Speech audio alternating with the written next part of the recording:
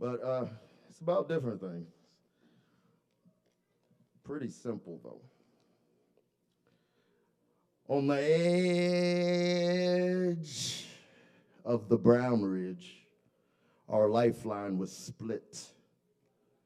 Just beneath the breezy timbers, the cypress hidden in its dying waters. The knees praying for natural baptism in the drowning. Not everyone, everything was made to float, made for swimming. And many elders always professed that if God had intentions of us flying, we would have been manufactured in the clouds with wings. I still wonder if most of our wings are there, just invisible. A mystery and a secret. It takes a whole lifetime to know until we crack the code, bust the message in the bottle that falls out of thin air to bust our head wide open. Well, I can't perceive my wings, nor have I been baptized officially. If you are the praying kind and you think any of this matters, pray for me. And then save and send a prayer for everybody. On the Brown Ridge, on the Brown Ridge. Do you know that I still pray for the whole world, even if it don't hear me, even if I myself am beyond saving.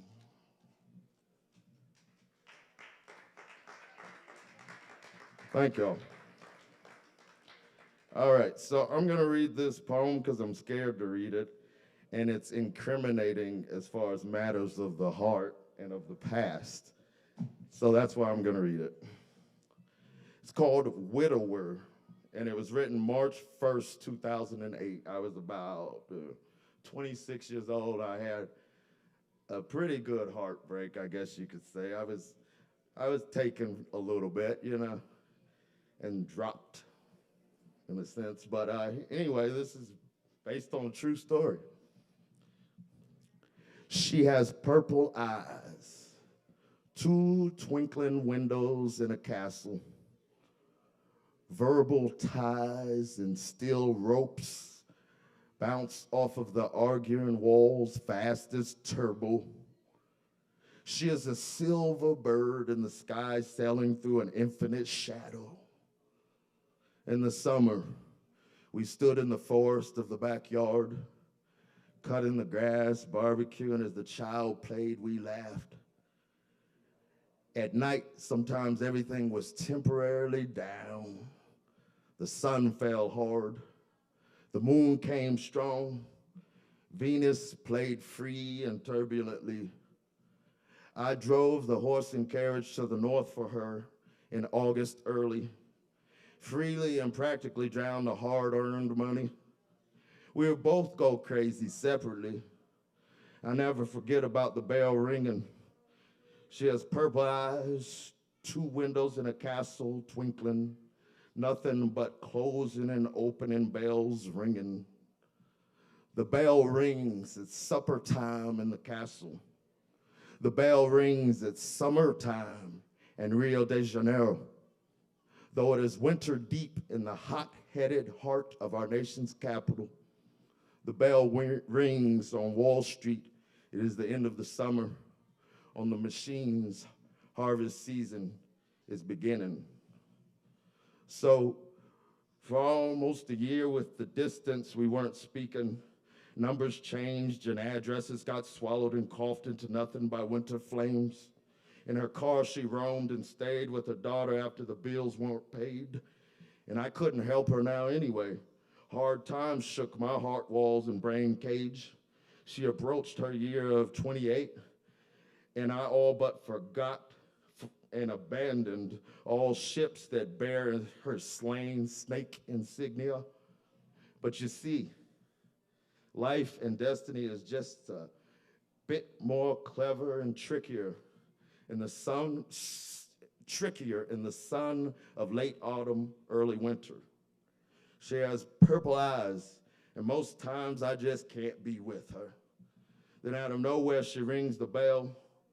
The bell is ringing after the day of sweet hail in autumn. On November 1st, she called, apologized for all that was done and left so far on the other side of right. I, shocked and surprised, supplied with little to no reply or reprise. I was touched on November 1st, about 10:25 in the p.m. nightlight. I was quite gone in a drunk, absent green absinthe licorice peppermint haze. It was a dream in a gray, clear phase. In 20-some-odd days following the first November sweet, she returned. She brought a pretty sweet friend, the nurse, and she did partake in Thanksgiving dinner with myself and other friends. It was squeezing nostalgia, begging for a new road in midstream creation fantasy. She has purple eyes, 2 windows in a castle twinkling. She was so sweet, funny, and deep, sharp, beautiful, sincere, dignified, and bold. Her eyes in the light of a mind's detailed, exquisite castle called me back to an orphan pickup home. She promised me something in possibilities that would make tinkering bells beep and jade a saint willing. Nothing but closing and open bells ringing, jangling a jolt through whole and saint confused to think that he has moved into widower. He has so much more to live for, just feeling good to be feeling pitiful. The bell rings, it's supper time in the castle. The bell rings, it's summertime in Rio de Janeiro. Though it is winter deep in the hot-headed heart of our nation's capital, the bell rings on Wall Street. It is the end of the summer. On the machine's harvest season is beginning.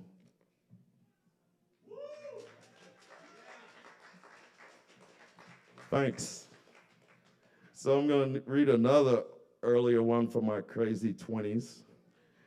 And it's called 6 Months. It's about the old mythology with Olympus and all of that. Y'all know what I'm talking about. You'll hear it. This is from April 25th, 2007. And there, trigger warning, there is talk of like ceasing one's life. There's a mention of that, but that's not what it's about per se. Anyhow, for 6 months out of the year, I get to spend time in paradise upon the throne of Mount Olympus. The only reason is because the other 6 months out of the year, I run in the high life, down low Olympics. In Hades, everything is shady. Every dream is just a shaving of a wasting pastime. But the end of the time, I get to rise high to be with you. On your side, on the top of the mountain with the sun tasting like citrus lime with a sweet pinch of honey that wants me to not only show mine, but to blow mine all over it, then wallow in its cool afterglow effects, tripping nicely and easy. For 6 months, I'm fighting demons constantly until I reach the end of the tunnel's view. I see you at your new debut, and you see me and hold me too. Life is suddenly so easy, and I have nothing to fight to choose, only just the love of you. Venus, you are breathing ripe cocoons into my soul. The moon melts into butter under a simmering, sharp yet smooth knife. You call our union and sanctuary united paradise. And then I have to go back to the fast time. That's where my ass will clash with what confines and winds down hands into shaky, flashing frenzy. I can't let it get me. I avoid the squeeze like mercury in a hand that bleeds and screams to crush me and be cursed and cussed by me ultimately due to the life reversing. So 3 months later, still in Hades, still hurting, still avoiding the pensive pinning penetrating, when I'm concentrating to be fighting my way to the other side of the edge. And this edge too is sharp, but it's not smooth, covered in blood and doo-doo, smothered in what the hell did you do? Why did you have to make such a deal? Is heaven that good on the other side? You don't mind the current hunt of ghost dogs on the kill? On the other side of the windowsill, you say you feel gifted and blessed, but in the valley of the big hill, you wish your scrambled egg brains would just go away to the sea and its waves in distant disconnect. For 6 months out of the year, I'm a spiraling wreck, only because for 6 months out of a year, a place I'm forced to call home is a spiraling freeway that multiplies as it intersects. A place where life shaves the inside of its own neck and head, only to deafen the sound of the blood-drowned quest in the middle of all the mess. But I am fine on your warm, juicy, milky breasts, and they shoot moon manna, juice spiced all down my throat into my neck as I reconnect, only to gently rest my head. It is only for 6 months out of the year that I wish I were dead. Thanks, sorry.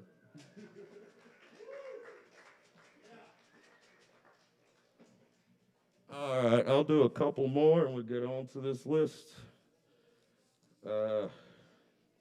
Yeah, let's see. So this is one I haven't read much for quite some time as well. It's called Unworldly, Unholy, and it's about the world and people wanting to run it and rule it, and old grudges, new ones too, I guess, but this was written March 17th, 2014.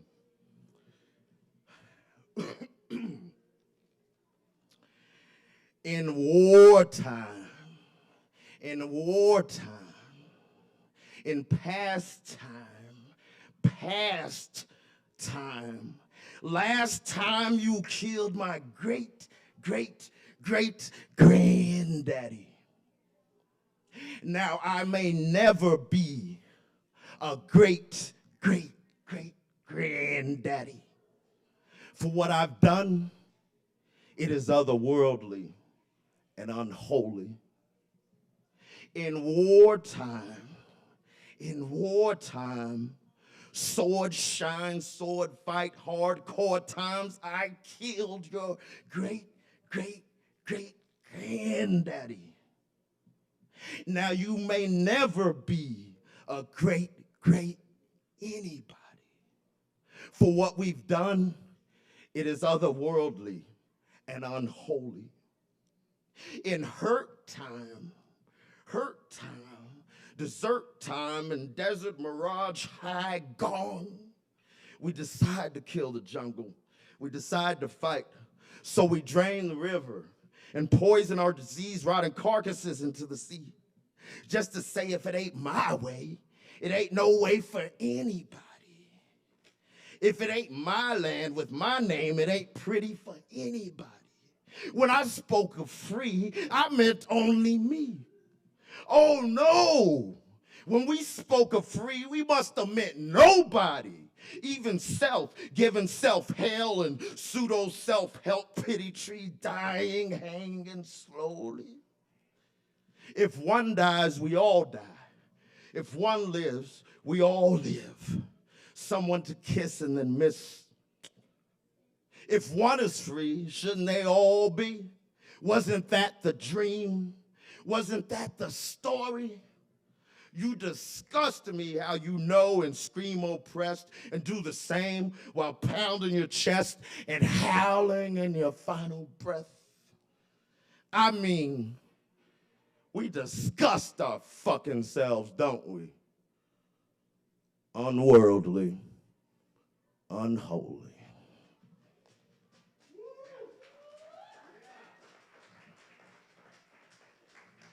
All righty.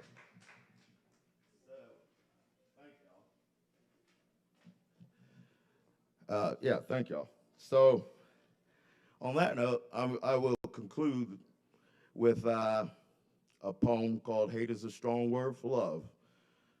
I finished it in New Orleans, April of 2024.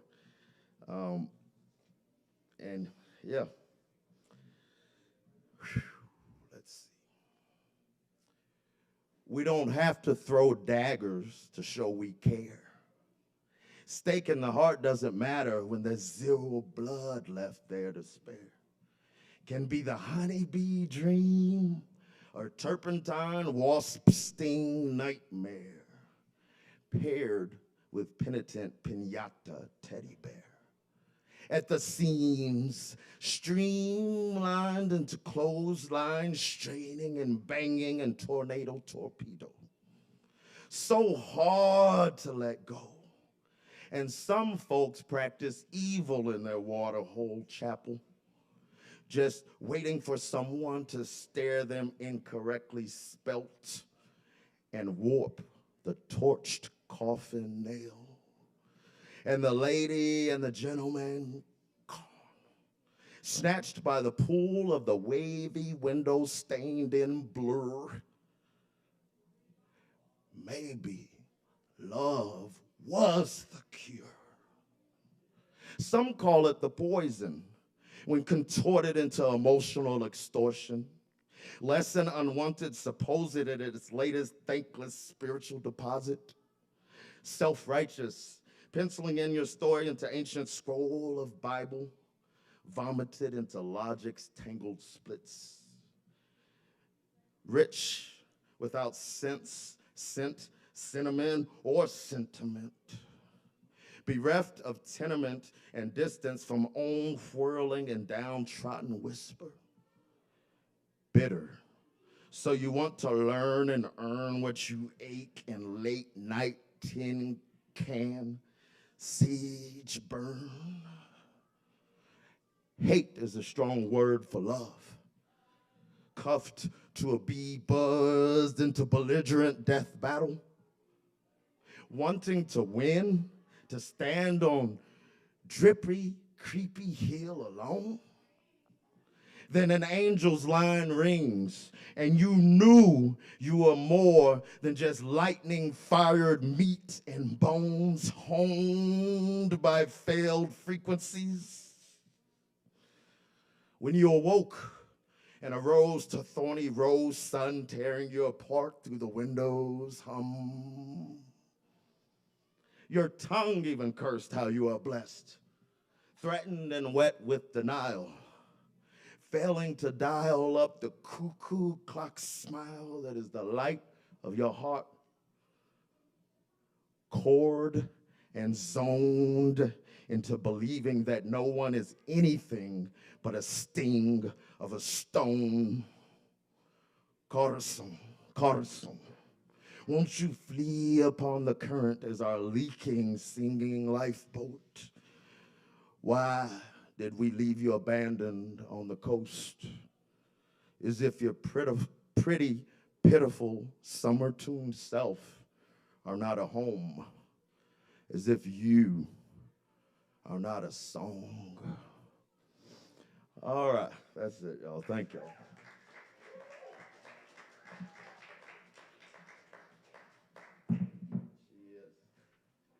Okay.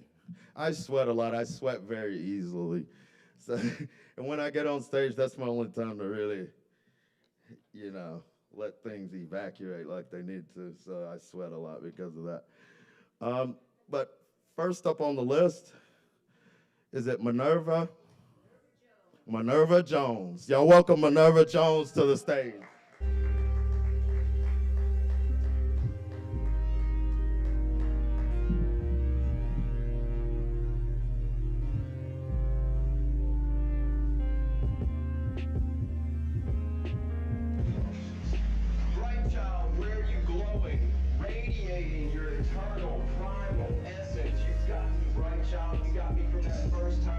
That I saw you crawl across the open floor, to that first time that I saw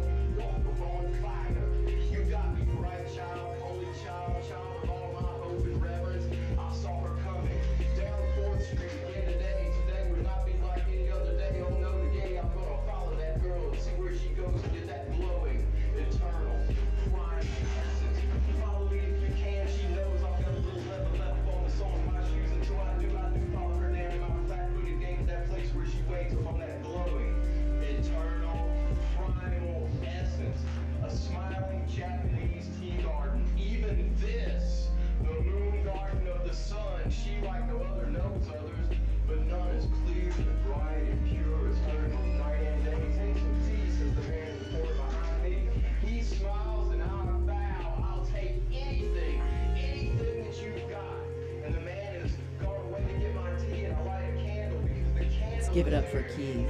That was amazing. That was amazing. It's like, that's the best live poetry I've ever heard in Asheville.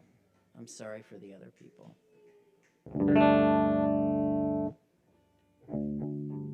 I just tuned. It should be fine. What was I going to say? As much reverb is legally allowed.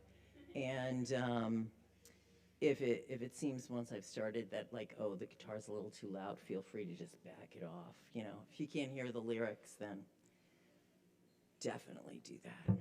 Okay. The song, like so many of mine, about how divide and conquer is still around and what bullshit it is.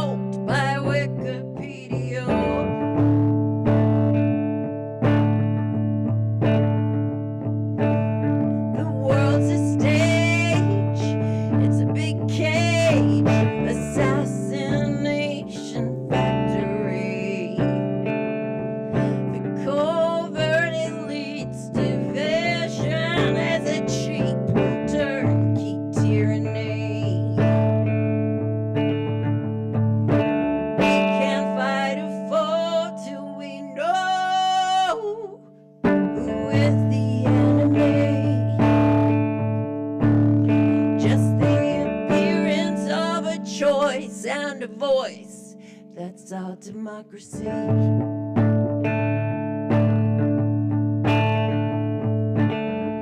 The system's rigged, it's always been.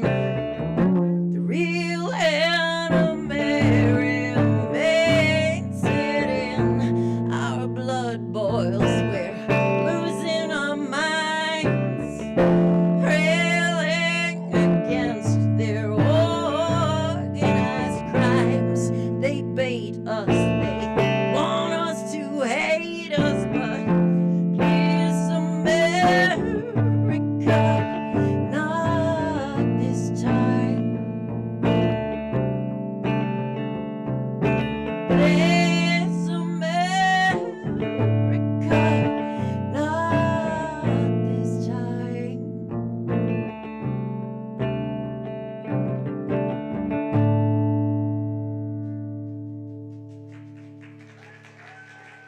Thank you so much.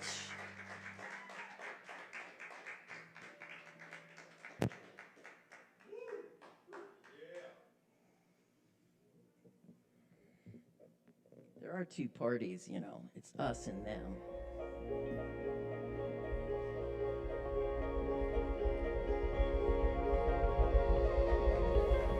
All right, y'all.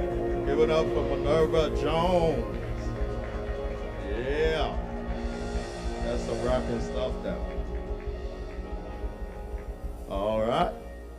Next up on the list, looks like we've got Alec.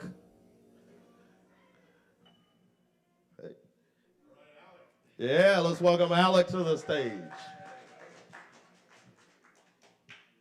Hi, y'all. It's my birthday today. Thank you, and happy season of the Aquarius. Glad to be here. I'm gonna read a little monologue for y'all, some words.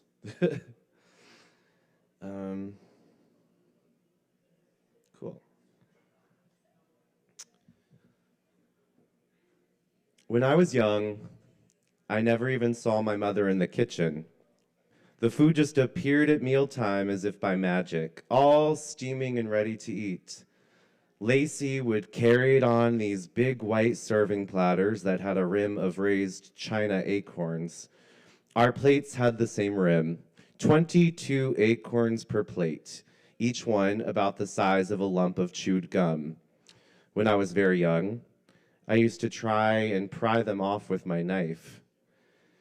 We ate every night at 8 o'clock sharp because my parents didn't start their cocktail hour until 7.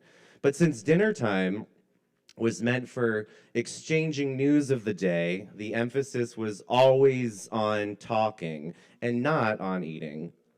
My father bolted his food and my mother played with hers, sculpting it into hills and then mashing it back down through her fork. To make things worse, before we sat down at the table, she'd always put on a fresh smear of lipstick. I still remember the shade. It was called Fire and Ice. A dark, throbbing red that rubbed off on her fork in waxy clumps that stained her food pink, so that by the end of the first course, she'd have rendered everything into this kind of rosy puree. As my father wolfed down his meat and vegetables, I'd watch my mother thread this puree through the raised acorns on her plate, fanning it into long, runny, pink ribbons. I could never eat a thing. "Wake up, America!" she'd trumpet to me. "You're not being excused from this table until you clean up that plate." So I'd take several mouthfuls, and then when no one was looking, would spit them out into my napkin. Each night, I systematically transferred everything on my plate into a life-saving napkin. Well, one day, when I came home from school, Mother was in tears because Lacey had quit.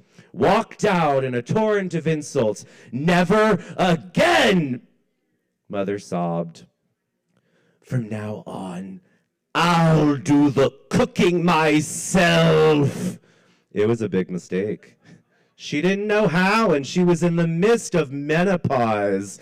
She kept breaking the dishes and cutting her fingers with the carving knife. Oh, one night, she sliced off the tip of her thumb and ground it up in the garbage disposal.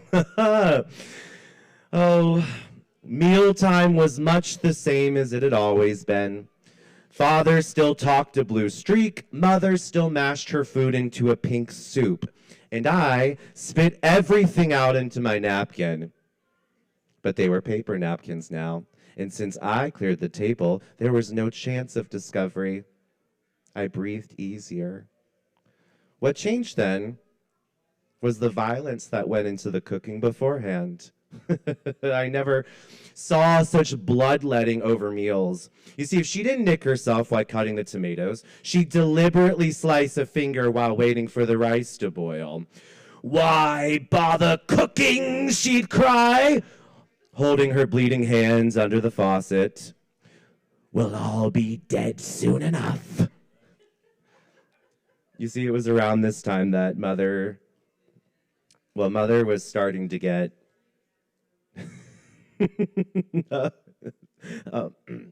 suicidal. I'm sorry, I know I shouldn't laugh. It's just that Mother was very comical. She was very comical. You see, she wore these hats all the time, these great turban-like creations, piled high with artificial flowers and papier-mâché fruits. Oh, and she wore them outside, and she wore them in the house. She wore them when she cooked and when she ate. Oh, these great teetering crowns that used to just bob and sway with every move that she made. God. Oh, poor Mother. I don't know what it was that made her so uneasy. um, was it her menopause? Was it her cocktails before dinner? Some private anguish? I never knew. But after another blood-stained dinner, she'd throw herself down on the driveway and she would beg my father to put the car in reverse and drive over her. "Oh, don't be ridiculous, dear," he'd say. But she meant it. And she would just lie there, sobbing. Please. Please, just do it! Oh! This was a ritual we went through every night. Oh. She turned on the gas oven, that big mouth of an oven door, and she stuck her head right in with her hat still firmly in place. Well, after she had been in there for 10 minutes or so, and she was getting groggier and groggier, something went wrong. You see, the papier-mâché trinkets on her hat, they began to sizzle and explode like little firecrackers. Pow, pow, pow. And within moments, her entire hat was in flames. She came out and shot and raced to the sink, her head actually cooking. She turned on the water full blast, her hat and all of her hair consumed. Oh, but she survived. She joked about it afterwards. After the hospital stay and the plastic surgery, about almost having barbecued herself like some amazing delicacy, like an amazing roast. I bet I would have tasted damned good, she used to say, smacking her lips.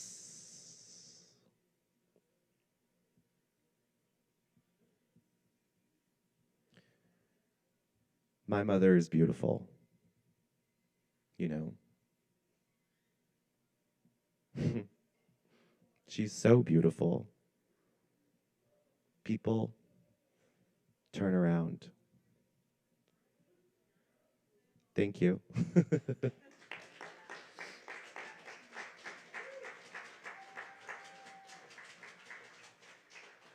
Hell yeah. Yeah, happy birthday again. Alec, that's a hell of a story, though. That's quite a story. All right, next up. He's come to talk about some funny shit himself. Not saying everything in that was funny. But this is Justin Blackburn. Hey, everybody. Y'all welcome Justin to the stage. I do stand-up comedy. I got a couple jokes for you. I'm doing a show tomorrow here at the Kava bar. Hey, thanks for that clapping. That's good stuff. I got a flyer that I might give you. What I would prefer, said flyer? What I would prefer is that you take the flyer and then you use it to put it in your mind to come back here tomorrow. And then you come back here and see the show. We got an incredible show tomorrow. We got Josie Beers, Evelyn Pekarek. We got her dog Tater Tot, Kush Light, Justin Blackburn, and Lee Nell. I'm going to do a couple of jokes here. Thank you, yeah. I do stand-up comedy. And people be like, oh, man, I bet it's so great. These jokes might not work. I just bombed them, just to let you know. Just a minute ago, so.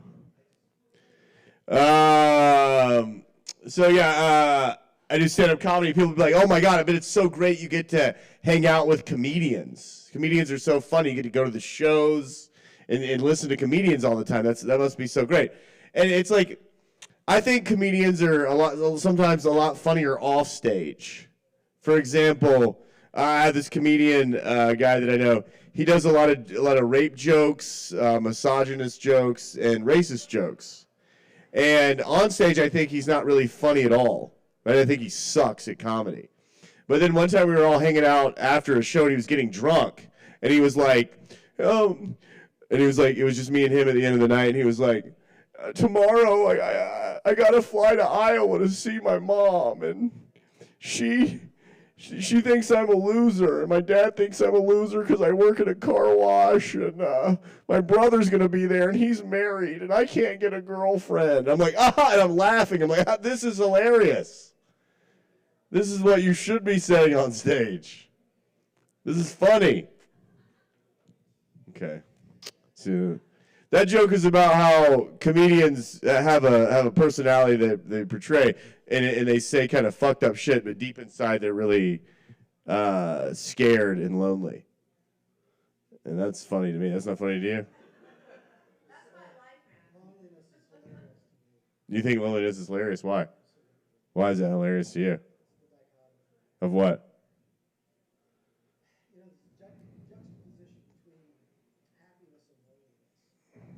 This guy's like really deep. It's going to take a minute. Can I get a little more time on that thing? All right, keep going. There's a juxtaposition between happiness and loneliness. It's okay. Let's keep going. Yeah. Yeah, somewhere along the line. Yeah. So I still don't understand why it's funny. You haven't explained that. What's funny about the loneliness? Oh, so you think it's funny to yourself? Yeah. Do you get, what happens when you get lonely? Are you like, ha ha ha ha, this is great? Really? Kind of find that hard to believe. What does that mean? I know, but what does it mean? It's funny, people say a lot of stuff sometimes. It doesn't make any fucking sense. Have you noticed that? Like sometimes people will be like, how you do one thing is how you do everything. And it's like, that doesn't make any fucking sense. A lot of people that have all this spiritual bullshit, it just doesn't make any sense. I am what I am. What is it? That doesn't really even mean anything, does it? Do you have meaning? Can you find meaning in that? I don't care what Descartes said. One time it was really funny.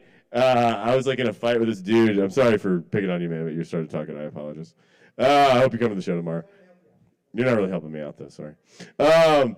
One time, I guess you are helping me out. Thanks. Yeah, you are. This one guy, I do have another bit. But one time this guy was like, I was talking to this philosophy major, and this stuff's going to bomb, so just get ready. And he was like, Plato says. It's like, no, motherfucker, you said it. You never talk to somebody like that? Well, Plato said that, blah, blah, blah, blah. I was like, no, you're fucking saying it, not Plato. Descartes says. Who gives a fuck what Descartes says? You just said it. I know, I'm being really harsh on this guy, and it's not coming across well. I get it. Sorry. You work. It's kind of a pompous thing today. Like, I think loneliness is hilarious. That's kind of a pompous thing to say, just out of nowhere. It's like a white guy. I rule the world, and I think it's hilarious when people are sad and lonely and disconnected from their heart. Ha ha ha. I think that's pretty funny. Sorry, man. That's not how you feel or how you meant it, but that's how I'm interpreting it. But you don't care because nothing affects you. Because you are what you are. All right. This didn't go well. I'm aware of that. I apologize. All right. Huh? Hey, thank you. This guy's amazing. This guy is just pure light in infinite form. I forgive you too, buddy. That was funny. It was funny to me. It was an inside joke. Me and me. That's all that matters. All those lonely people out there. All right, we got one last joke. I was gonna tell it. No, it's not gonna work. It's like a longer joke. But I'm gonna try to tell it. And you guys can maybe give me feedback, except for this guy. Please don't give me feedback. All right. You guys ever look in the mirror and wonder if it's bipolar or straight white male privilege? All right. We got something. I remember when I was a kid, I hated school.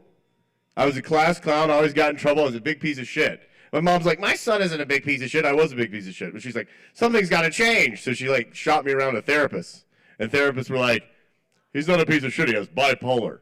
And I had, when I was told that, I had these tears of relief in my eyes. Because I was like, holy shit, I get an excuse for being a big piece of shit. I can just walk around and keep being who I am and not change and just say I have bipolar. I'm not saying bipolar is a fucked up. I'm just saying this is my experience with bipolar. I'm not commenting that bipolar isn't real. All right. So then I was like, so I'm like, hell yeah, bipolar, what up? Bipolar rules, you know? So like I would like throw the, I used to throw like Doritos into the ceiling fan at school, just do weird shit. And then they'd go everywhere and the teachers would get mad and be like, excuse me, I have bipolar. And then the teachers would be like, oh my God, you're so brave. So then the bipolar didn't work, right? They started giving me lithium. It didn't fucking help. I was still a loser piece of shit. And then what happened is they said, oh, well, he's got ADD. And I was like, well, are you serious? Now I don't have to do anything? And I can just say I have ADD? This is incredible. So then it would be like, sorry, teacher, I really wanted to read that book about state capitals.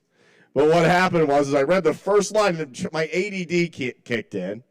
And I spent the night jerking off and playing Grand Theft Auto. I'm so afflicted. It's awful that I have to pretend that I have this disease that makes me want to kill innocent NPCs instead of doing my homework. I would have loved to do my homework. So then I just went around just saying I had bipolar all the time and ADD.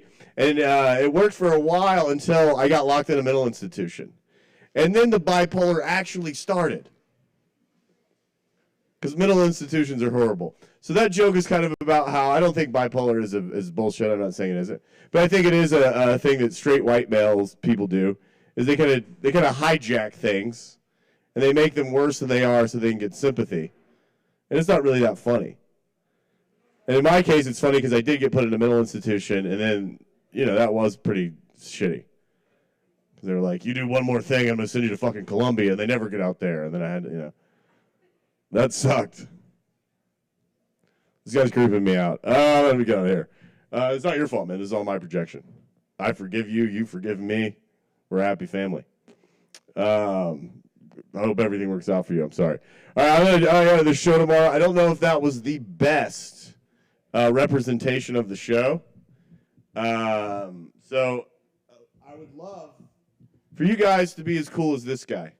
And what I mean by that is to forgive me for that bad performance and look in your hearts and still come to the show, even though it wasn't that good. Even though there's a chance you might waste your Thursday night coming to a bad comedy show, but the forgiveness in your heart will lead you and guide you. And if the show sucks, you forgive me again. So this night is about forgiveness, not comedy. Forgiveness comedy. Hey, thanks. I love you too. That was all jokes. I'm going to pass out flyers. I'm going to hand you one if you want to take one. If not, but it is going to be a fun show. I'm not the only comedian. I'm just the host. There is a lot of really funny comedians on there. Thanks for liking the bipolar bit. I bombed it over there, so that gave it new life. All right, that's fun. I can work it out. Hey, thanks, man. I'm sorry. That was just a joke, and you're a cool guy. I apologize. Hell yeah. That's Chester Blackburn, y'all. He's got the comedy show here tomorrow. And mind you, everybody has to remember, any venue you go to in this town, pretty much, you got to pay to see shit, to see entertainment, to see music. You can come here most days, and there's some cool stuff going on. We got the ping pong on Monday. You got the open jam on Tuesday. Open mic, of course, tonight, Wednesday night. Tomorrow is comedy night. They do that about once a month. But also, there's always a cool band or a cool musician on Friday, Saturday night. Sometimes there's somebody with a DJ set. So y'all definitely check out all the events. I'll tell you about more specific events here shortly.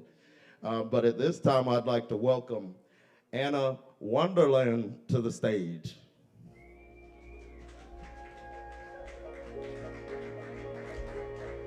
Is Anna still here?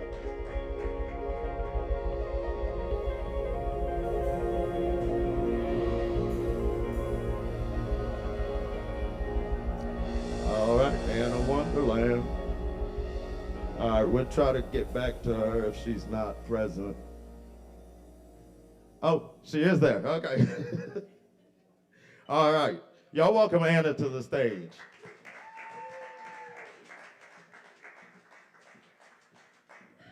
Okay, so I have only done one poetry reading ever in my life, and that was here. And that was several months ago, and I've been pretty freaked out since then. But I'm going to give this a try. I am very nervous. But here we go. My birthday is this month, too. It's Monday, so I'm another Aquarius. I saw y'all, they're having a big birthday party for Aquarians and I think Capricorns here. I saw it in the ladies' bathroom, so all the Aquarians come out, I guess. So this is birthday wishes to myself. And this was a while ago when I wrote this. Unbirth me, birthing one. Who are you that knit me in my mother's womb? Unbirth me from this existence, which ties me, tethers me, embeds me, weaves me into this mortal chaos. Unbirth me and birth me again to the flow, the fluid nothingness, which is all. Unbirth me and invite me again to the one, the beautiful unknown. Deliver me into the supreme comfort. This is happiness without and beyond the best intentions of well-wishing. Pure energy, birth me again into you, that the speck I am will beautifully fit the flow, for this is all I am. I am. Okay?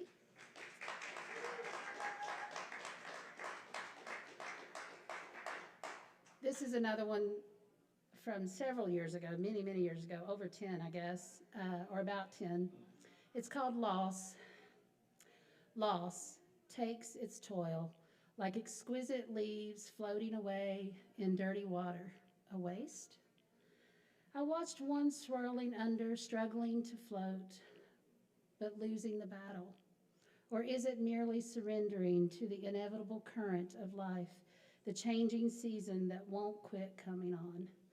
Nevertheless, it fades under the water, as if diving into its watery grave in a fitful dance with destiny.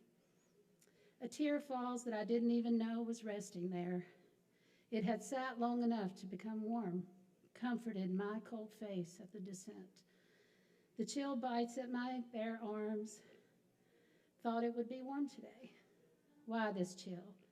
It is too early. My treasure gift today, empty cocoon resting inside the fold, a home that served a purpose for a season. And though the space does not hold life anymore, surely the beautiful remain. But for what reason? To cut my soul with the fragility of it all? So tender, its fibers, so transparent, its layers, its softness beckons to be touched. But the impossibility of the embrace wrecks me. And the river of life must go on, sounding and resounding, a determined expression of the flow, the halts, the bright moments, the murky depths, the current that takes us into our tomorrow. And I surrender all. And then this one was after my dad died. I'm from the deep, deep, deep mountains of Virginia, and I was up on the hill, up on the top of the mountain where there's a little one-room church and my family graveyard. And so I'm up there at like 2 a.m., and this was from a real experience. So it only could come out in poetry because it felt a little crazy making and a little crazy. So I could never actually talk about it, but I could write a poem about it. So, and it feels like this poem has like a lifetime of memories kind of woven into this moment or this scene. So if it doesn't make sense, just try to feel it and maybe not think about what the words mean. Tonight on the mountain, stared at the stars. The green light at the beginning shot upward and over, strange thing looking like a fleeting UFO. Then shooting star, head hanging out window, listening for bears, bobcats, and known black panthers. Like one who followed me up the church road till I was pale-faced in fear and drama causing. Always. He turned on the light for me. I begged aloud for the deer, a sign, a symbol, because it makes me think of him, like it's him looking after us. And my youngest held the deer, dying in the creek, making her peace with it, with him somehow. Silly me, wagging my head out of the not appreciated wonder.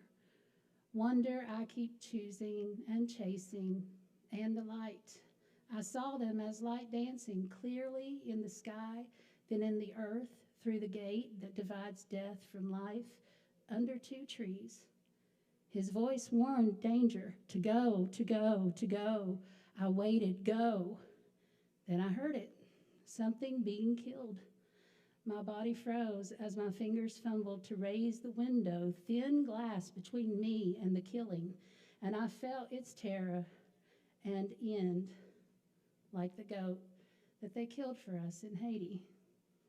I could not tell. It was not supernatural. I could not tell if it was not supernatural. My crazy mind grappled to remove it from reality. It felt as though the evil of that land was being expelled, cast out. I said aloud, nothing but light and love, as if it had some significance. And I quickly drove away down the mountain, and he rode with me under those stars for the last time. Thank you all. Yes, beautiful poetry. That is Anna Wonderland, y'all. Let's keep it going for Anna Wonderland. Yes, sir. Yes, ma'am. All right. And of course, we welcome all forms of artistic expression here. So don't be afraid to try anything up there. You probably can't get like naked. That's probably illegal, but probably just about anything else. All right, so next up, we have Journey, AKA Flinch. Y'all welcome Journey Flinch to the stage.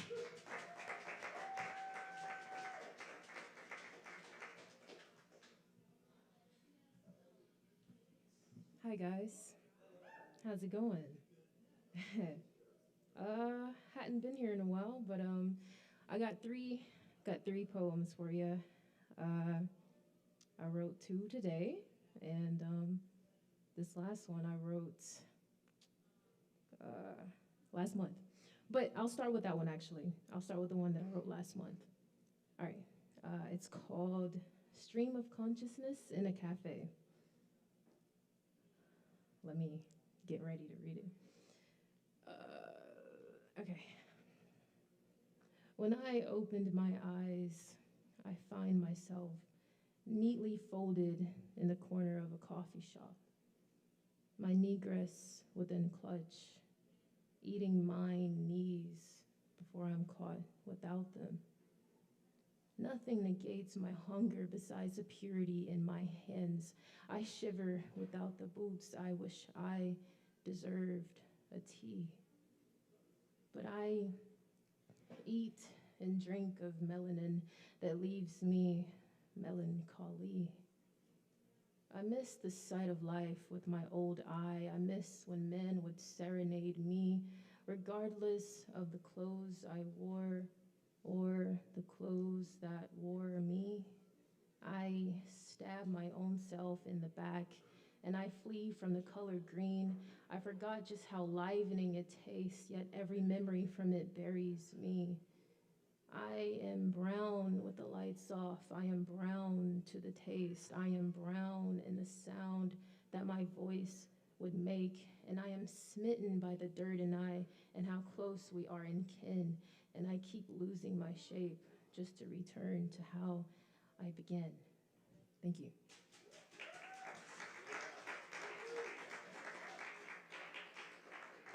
Thanks, guys. I appreciate that.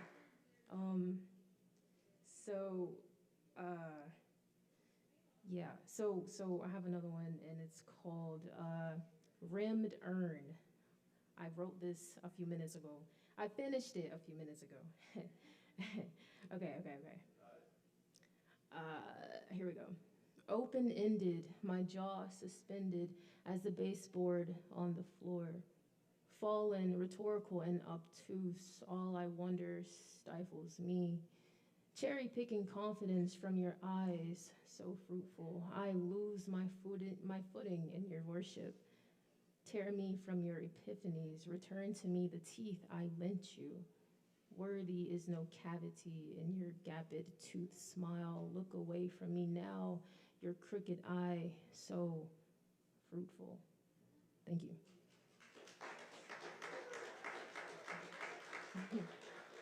Okay, thanks, guys. And then this one I wrote earlier today when I got off work. It's called, I've been very obsessed with the word suspension lately. I don't know. So it's been in the last few poems of mine, and it's also in this one. This one is titled The Second Suspension. I wrote it at 3 o'clock. All right. Trace my figure with your sharpest tongue. Hang me upside down. And in my blood rush, I misspeak of love and what it means to be aroused. I cannot make my skin any light. Sorry, let me say that again. I cannot make my skin any tighter. I will not make my skin any whiter. And instinctively, I persuade myself that the arms of God are opened wide. But I misspeak of love and what it means to be accepted. And every now and then my blood lusts for immortality and transcendence. But look at me now, hanging upside down, my mind agape, my thoughts unsound. Thanks.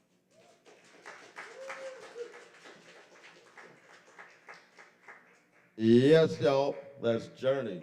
Let's keep it going for Journey. Flinch. Yeah. Some more excellent poetry tonight. And it's good to have you back, by the way. All right, next up, I believe it's Jace Cogswell. All right, y'all welcome Jace to the stage.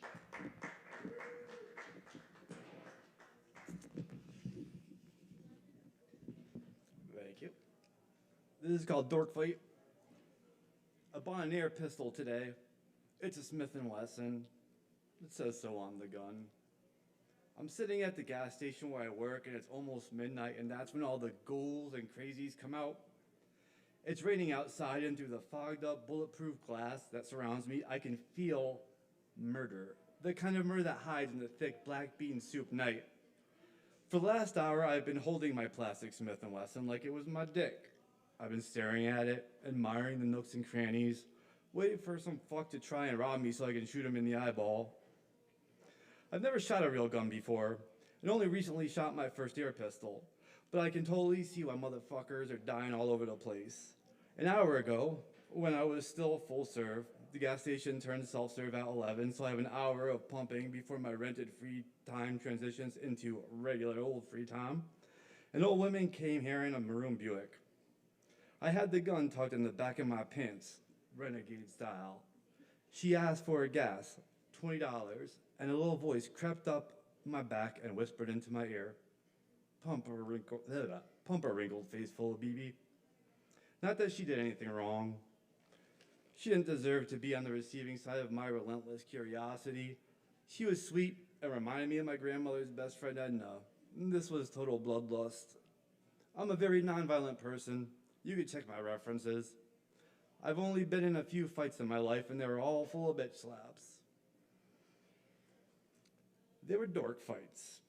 If you have never seen a dork fight, it's when dorks fight for the sole purpose of being crowned the slightly lesser dork. Here's what I mean. One day in the 8th grade, I was in line walking out the door of the gym, happy to be leaving because the yellow fluorescent lighting super exposed my oily hair and zits. My denim was tight, my tail long, my body skinny and full of unsatisfied hormones. As I walked through the door, I bumped shoulders with this dork who I sort of knew from other classes. We weren't on any kind of speaking basis, but I knew that he got fucked with by the same monsters of our school with their noogies and sleeper holes just like I did.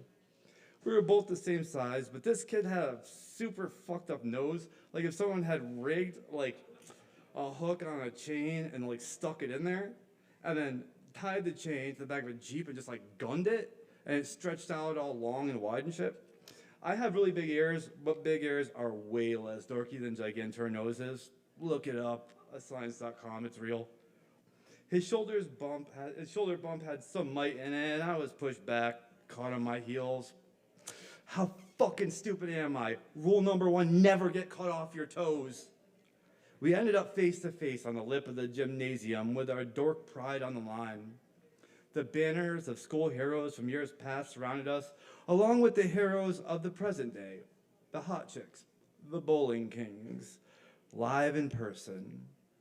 I saw rage in his black eyes, barely noticeable behind his mountain range of a nose. He had matted black hair, and his marble gray gym clothes were yet to be soiled by bombardment sweat. I raised my open digits and slapped him on the top of the head. I did not think. I just reacted. A machine fueled by mad juices pumped from my little glands in the throat. The noise of the crowd had escaped the forefront of my mental. I fashioned a look that said, "What do you think about that shit, dork?" I saw his open hand coming down on me, but I didn't block it. Maybe it was because he had his fast hands. Maybe because I thought it was a tough thing to do. Or maybe because I kind of deserved it. No matter the case, he landed his shot on my head. His nostrils were a deep cavern of fiery fury. He hit me with a look that said, "That's what I think about that shit, dork." What do you think about that shit? People don't break up dork fights. They whoop, laugh, try to get some bang for their buck, but never interfere. The fight is over when the combatants decide it is, and that usually happens when the dorks realize that they are dorks, and dorks do not win fights. Hence, dork fights always end in a draw, usually after one hit apiece. We stared each other down for a moment longer, and then, as the clamor of the crowd resurfaced, we walked away in opposite directions. I entered that fight a boy, a subpar boy, but a boy nonetheless. But I left it as a member of Dork Congress, proudly waving the banner of a battle not lost. Now I sit in this dark and foggy night a man. A subpar man, but a man nonetheless. My dork banner is a black plastic Smith & Wesson that shoots little plastic balls at 315 feet per second. If somebody tries to rob me, I'm gonna shoot them in the fucking eyeball.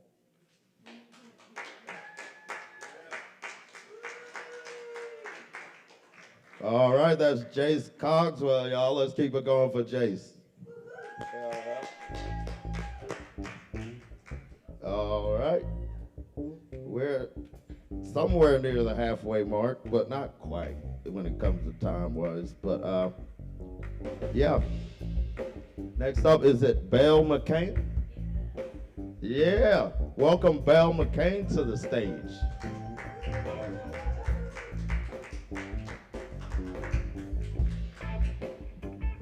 Good evening, y'all.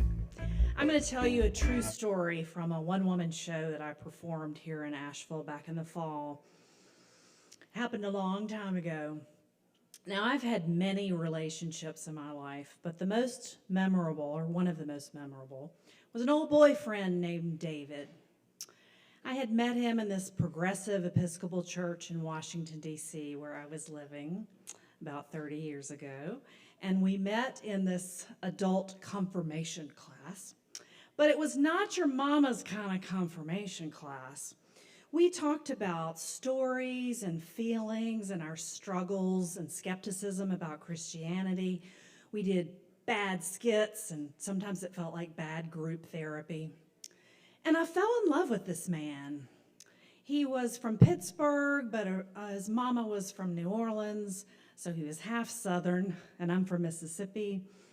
He was a social worker, left of center politically, witty, great sense of humor, and the dude could cook. So one night, I went to his apartment on Capitol Hill, and I had some seduction in mind, and I whipped off my trench coat and showed him my new Victoria's Secret negligee I had just bought. I don't know if y'all are old enough to remember shopping in the malls at the Victoria's Secret back then. Anyway, I lean in to kiss him, and he says, so, sweetie, have you thought of becoming a lesbian? And I'm like, what the fuck? No. Do I look like a lesbian? I did not grow up having crushes on my PE teachers. I did not play softball. I've never had a mullet. And I don't wear Birkenstocks. Why would you think that I'm a lesbian? Maybe you should go back to therapy. I think you're just pushing me away. He goes, I don't know. You go to those weird goddess circles and women's dinner parties. You got anger issues with your dad, and you know, men are kind of assholes. We're just after one thing, but women are amazing. So if you want to become a lesbian, I can introduce you to some of my friends from graduate school who are feminist lesbians that I went to Dartmouth with to get my MSW in. Well, I was furious. So I stormed out of his apartment, and I went to my therapist. I was finishing graduate school to become a therapist, and I was very self-aware, still am, and had worked a lot on my family of origin issues. And I said, well, the oddest thing has happened. My boyfriend suggested that I become a lesbian. I don't know, should I? I mean, I'm almost 30, and it's not really working out with men, but I've never thought about this. I mean, can you just become a lesbian? And my therapist, who was very open-minded for the year 1994, she was a pastoral counselor. She was a Christian, but a progressive Christian. And she said, you can be whoever you want to be, and I think you should just have fun exploring your sexuality. So this gave me permission, and I broke up with David, and I was a new therapist at a women's counseling center. And I met this woman named Cindy, who was working in the marketing department, and she was about 8 years older than I, and she had short, spiky blonde hair. She was what I call a Berkeley, California Birkenstock wearing kind of gal. And we just really hit it off at lunch, y'all. I mean, we discovered we were reading the same book called Women Who Run with the Wolves by Clarissa Pinkola Estes, about the wild woman archetype. And so I confided to her about what happened with David, and I said, you know, Cindy, the oddest thing happened. My boyfriend made this ridiculous suggestion. He suggested that I become a lesbian. And Cindy leans in and says, well, have you ever thought about it? And I said, oh no, Cindy, I love women in that Steel Magnolias kind of way, you know, but I'm still attracted to guys. Well, Cindy and I start this intense friendship, and she invites me to her house a few weeks later for dinner, and she wants me to watch a movie called Desert Hearts. It's a hot lesbian film from the 1980s that, about a younger woman and an older woman, and there's this hot scene where these two women are making out, and all of a sudden Cindy says, I think I want to kiss you. And I said, I don't know, Cindy, I don't think I'm ready. But she scoots in close, and the cats are circling the couch. They're picking up on the sexual tension. Meow, meow, meow. And Cindy leans in and lays one on me. And I close my eyes, and I think, well, maybe if I just pretend it's a man, I can do this. But then I noticed her chiseled cheeks and her sensual lips and her scent of patchouli with a touch of jasmine. This is no man, and I like it. And then, like a lesbian Rhett Butler, Cindy lifts me into her strong butch arms. She carries me up the stairs. She lays me down on her bed. She whips off all her clothes, and she's this curvy, hot woman, and she says, "What do you want, girl?" I said, "I don't know, Cindy. I don't even know what lesbians do, but just take me." And she did. Cindy touched me in places and ways that no man ever had. I don't know, am I really a lesbian? I was really homophobic and had choir practice at church the next morning. And, well, it didn't work out with Cindy. It turns out she had some pretty serious mental health issues, and I was really homophobic. I wasn't ready to commit to a full-on lesbian relationship. I went back and forth between men and women, came out as bi, came out as lesbian, had lots of lesbian relationships in my 30s, and then was married for 18 years. And then last year, about a year and a half ago, I blew up my life and I left my wife in Washington, D.C., and I moved back to Asheville, where we had lived about 20 years ago. So here I am, single for the first time in over 20 years. And I tried that damn online dating stuff, and that's just awful. Swiping to the left, and it's just terrible. Y'all know what I'm talking about. And I decided that's not for me. And I mean, women taking selfies in their bathrooms, and then nobody wants to talk on the phone. Oh, it's just awful. So I've just decided I am trusting the universe. I know that the goddess will bring me the right woman, all in divine timing, and I will always remember Cindy. Thank you very much. You can read a longer version of this story in my book. I have a memoir called A Lesbian Belle Tells Outrageous Southern Stories of Love and Loss. My name is Elizabeth McCain. My nickname here in Asheville is Belle, and I will be performing my show again at some point in this town, and I'm really glad that I'm to be back in Asheville. Thank you. Yes, y'all, let's keep it going for Belle McCain. That's some excellent storytelling there. Thank you. All right. And I want to mention, because somebody had mentioned this earlier, there is a Capricornius birthday jam. That is this Friday around 9 p.m. The Lactones. Lactones, not basically, the house band of Kava Bar for many years. Yeah. They are jamming out to represent all the Capricorns, the Aquariuses, and all that good stuff. But they're really celebrating for everybody. If it's my birthday, it's your birthday too. All right. So, hell yeah. So next up, we got Ease Dog. Y'all welcome Ease Dog to the stage. Give him just a second to get his equipment set up and all that good stuff. And another announcement I'd like to make is Saturday night, we've got, yeah, the forecast has changed a couple times, but if you're not snowed in or if you're in walking distance, come down here, because is it Mang Dead? I think it's Mang Dead, that's how we'll say it. And it's 8 p.m., it's basically a Kava Bar Grateful Dead tribute band. So that's happening this Saturday if you're able to get out from the blizzards or ice storms. All right. This is East Dog. He's just getting his things together, but we're about to jam it on down.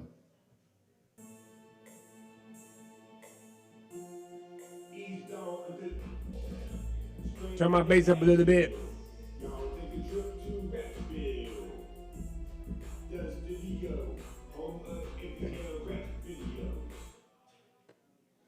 What up, Asheville? The dog is loose, and we're live at Severin Kava. How's everyone doing? Yeah, y'all in for a wonderful treat. Yes. 2026 are already going great. Yes. I'll be moving to my bigger apartment soon, and I've been making some new shit. Yes. Matter of fact, I'm going to go ahead and hit y'all with the new song that I posted. And this one is called That Lick. That lick mean liquor. Yeah, it's gonna be the new hot drinking song since Red Drink.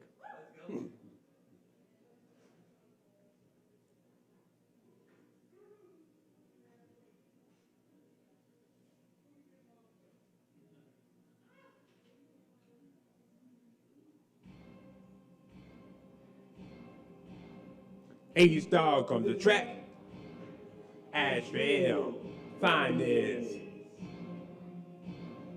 This one goes out to all my drinkers.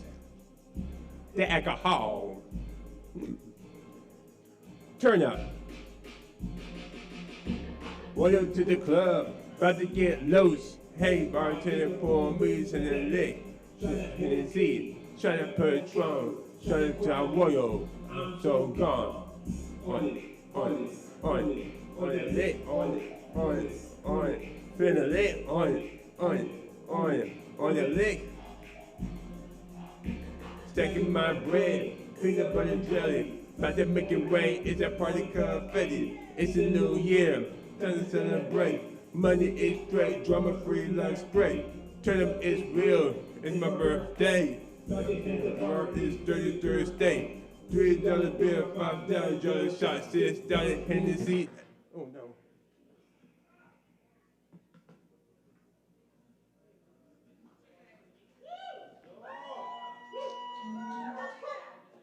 $8 in the drop. In the club, on the lip, by the way that you twerk. Hey bartender, can I get a shot? Cool margarita, make it on the rock. Take me a trip to the Long Island. 2, 3 drinks, about to start running. Come a young job from the A town. Meet me at the spot, about to go down. Welcome to the club, about to get lit. Hey bartender, pour me to the lick. Try to Hennessy. Try to Patron, try to Crown Royal, I'm so gone. On the lick, feeling lit. On the lick. Let's go to the ABC, by the Patron, by the Hennessy. Take 6 shots for the weekend. Drink, I'm drinking. Oh man.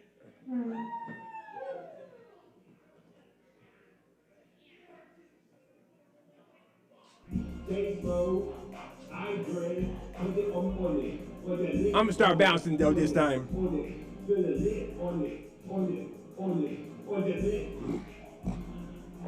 Let's go to the ABC, by the Patron, by the Hennessy. Take 6 shots for the weekend.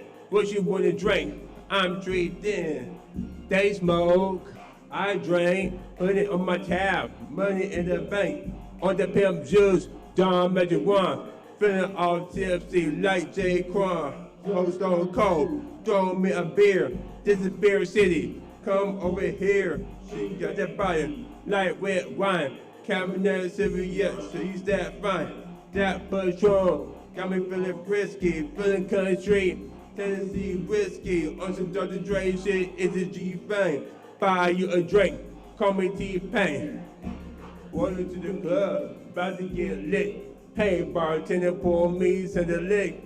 Shot a Hennessy, shot a Patron, shot a Crown Royal. I'm so gone. Feeling lit. Feeling lit. On the lick. I'm that guy. Country red drink, they smoking that propane like the name's Hank. Free show shine, like my shame. It's a new year, popping champagne. Call it out drunk, it's a game over. Walking up drunk, motherfucking hangover. In the VIP, looking like a winner. Don't make sure to tell your bartender. Welcome to the club, about to get lit. Hey bartender, pour me to the lick. Try to Hennessy, try to Patron, try to Crown Royal. I'm so gone. On it, on it, on it, on the lick, on it, on it, on it. Feel the lick, on it, on it, on it, on the lick.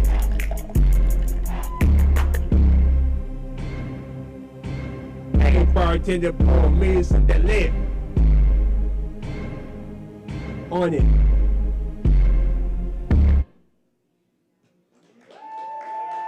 Oh yeah, that was the new song, That Lick. Yes. All right, I'm gonna hit you with one more. Yeah, I apologize for that though. Yeah, I didn't know it was gonna be bouncing like that. But speaking of bouncing, we're gonna get it bouncing right now with the song Bouncing.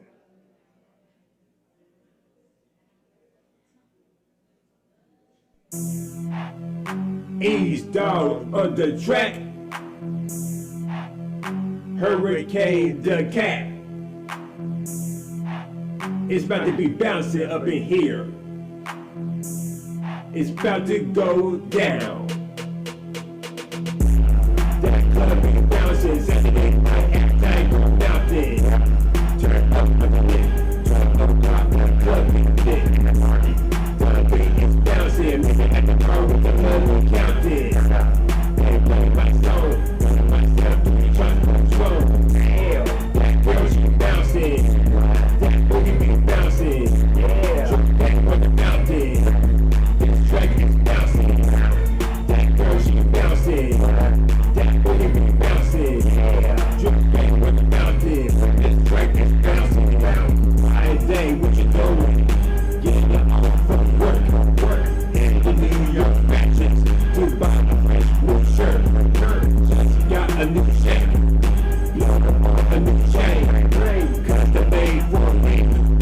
Shining out my name, more bounce to the ounce, set my way to the top, into the traffic light state, we're going on a car, pull it up to the club, security, who I am, right? Check it out the young brothers, don't give a fuck, don't give a damn, right?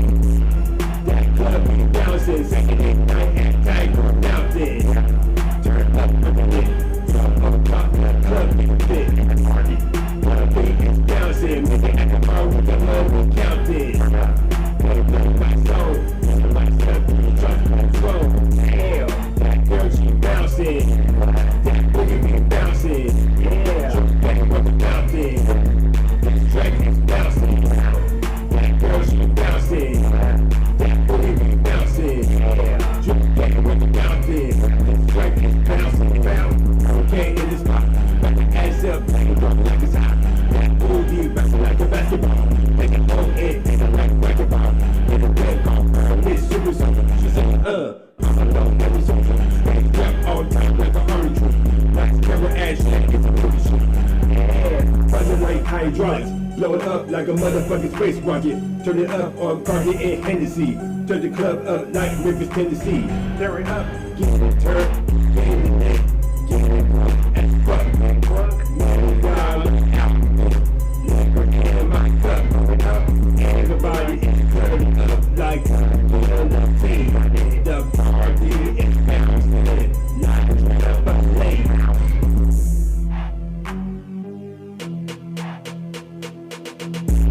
That club be bouncing, Saturday night at Tiger Mountain. Turn up on the lit, jump on top, that club be fit. The beat is bouncing, moving at the bar with the money counting. They play my song, play myself, do me trust control. Hell, that girl she bouncing, that boogie be bouncing. Yeah, jump back on the mountain, this track is bouncing. That girl she bouncing, that boogie be bouncing. Yeah, jump back on the mountain, this track is bouncing.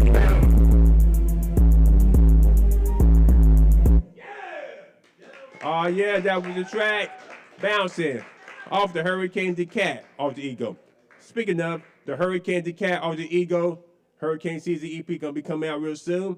Yes, I'm still trying to get the release party together though. Yes, the release party is coming, just look out for that. And y'all check out my new song, That Lick, and Holiday Bay on my SoundCloud, Eavesdoggy Dog, type of Eavesdog, EAZEDOGG. And follow me on Instagram, Eavesdoggy Dog. I have a Asheville hip hop community page, IG, Rapsville 411. And y'all check out my music videos, all edited by me under my YouTube, under Eavesdog. And when in doubt, Google Eavesdog.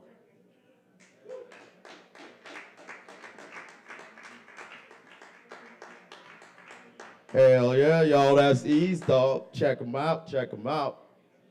All right. And please do tip your bartenders. Speaking of partaking. All righty. Next up, looks like we got Cynthia. Hell yeah, y'all welcome Cynthia to the stage.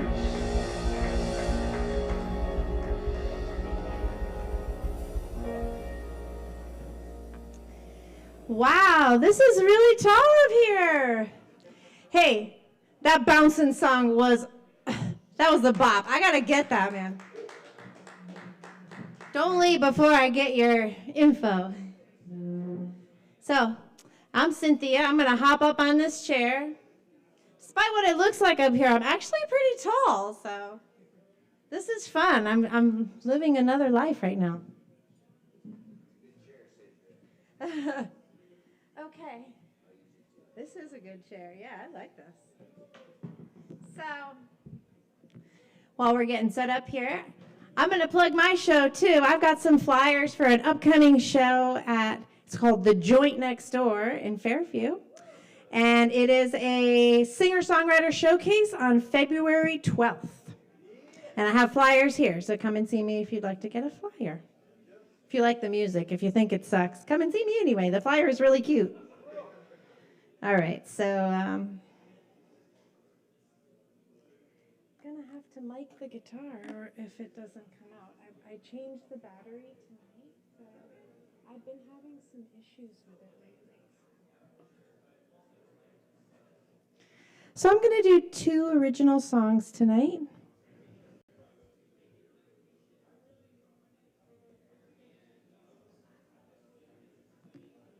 I hope I remember that I stuck my pick right here. I'm notorious for sticking my pick somewhere. I know I'll remember it, and then I forget where it is. All right, so yeah.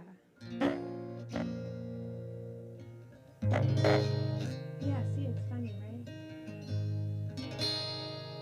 So maybe we'll just mic it. Yep, okay. I'm sorry about that. So I'm new to the Asheville area. I moved here from Connecticut last year, and I haven't had a chance to perform a lot, but I'm really excited for this opportunity to play here at Sovereign Kava. At this open mic, I love hearing all the poetry and the stories and the monologues, and this is just really fun. So here's something that I wrote.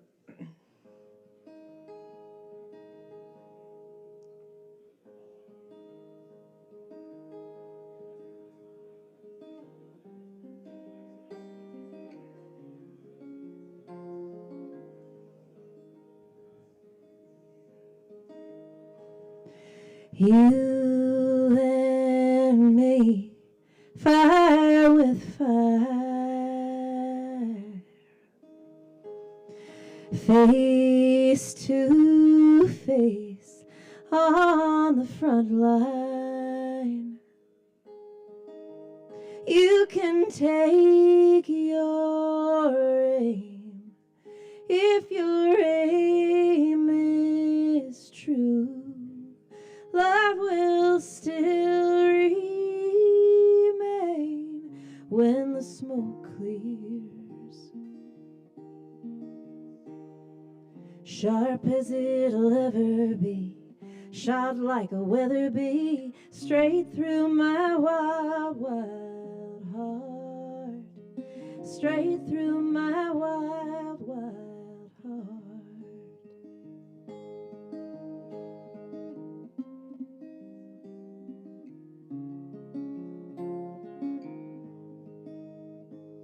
You got me in between sleepless night and fever dream. Let the well run dry, every tear roll away with the tide. I'll be there right on time for your love to come back to me as strong as it ever was. Rush like a river does, straight through my wild, wild heart. Straight through my wild, wild heart.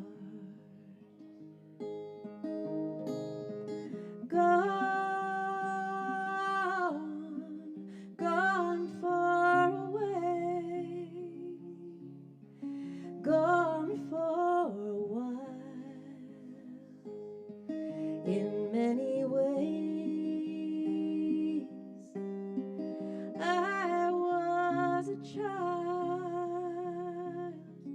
chasing a storm, playing with fire.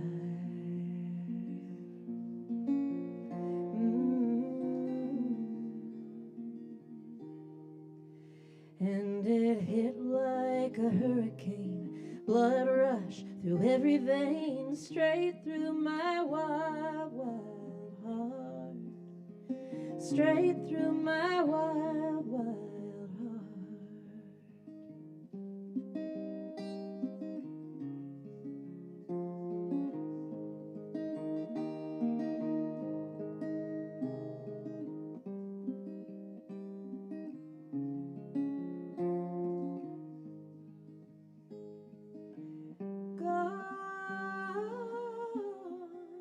Gone far away,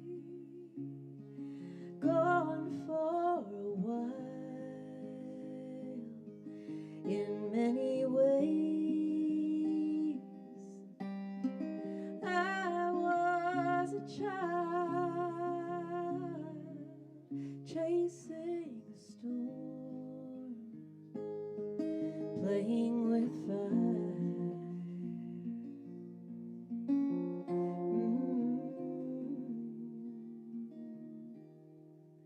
And it hit like a hurricane, blood rush through every vein, straight through my wild, wild heart, straight through my wild, wild heart, straight through my wild, wild heart. Thank you. All right, that's Wild Wild Heart. I've heard a lot of talk about snakes tonight, and so I was going to do another song, but I think I'm going to do my snaky song. This song is called Snake's Mother, and I actually wrote this song based on a dream that I had while my son was in a therapeutic wilderness program. We've also had some talk about programs, etc. So I had this incredible dream, and I won't go into the dream right now because I only have a few more minutes, but the song is called Snake's Mother.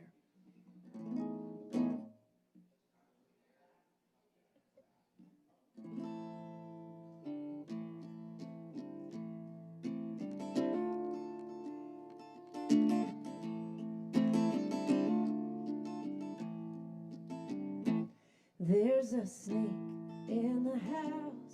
He is hiding in the shadow. There's a snake in the house, my son. There's a break in the bough, and the cradle rocks and rattles. There's a break in the bough, my son. There's no time to be afraid. Steal your willing to hide the baby. There's a snake in the house, my son.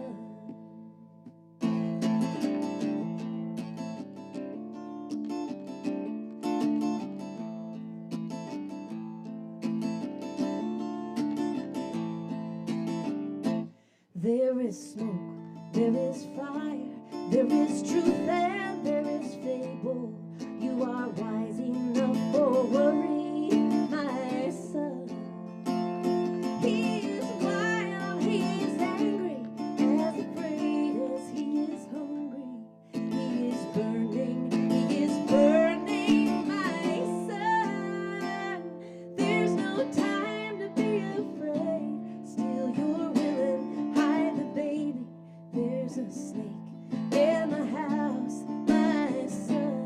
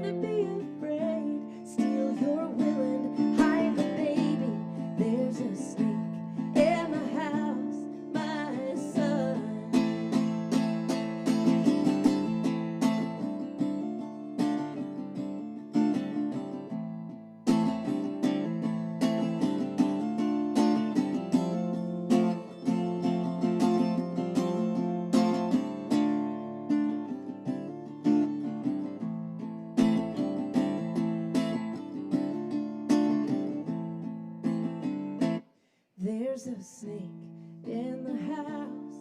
He is hiding in the shadow. There's a snake in the house, my son. He is wild, he is angry, as afraid as he is hungry. He is burning, my son. There's no time to be afraid. Steal your will and hide the baby. There's a snake in the house, my son. There's a snake in the house, my son. Thank you. Thank you so much, everybody. Again, my name is Cynthia Preston. I'll be at the Joint Next Door on February 12th. Come see me if you'd like a flyer. And of course, I left my pickup here somewhere. I put it down. I'll be sure to remember it later.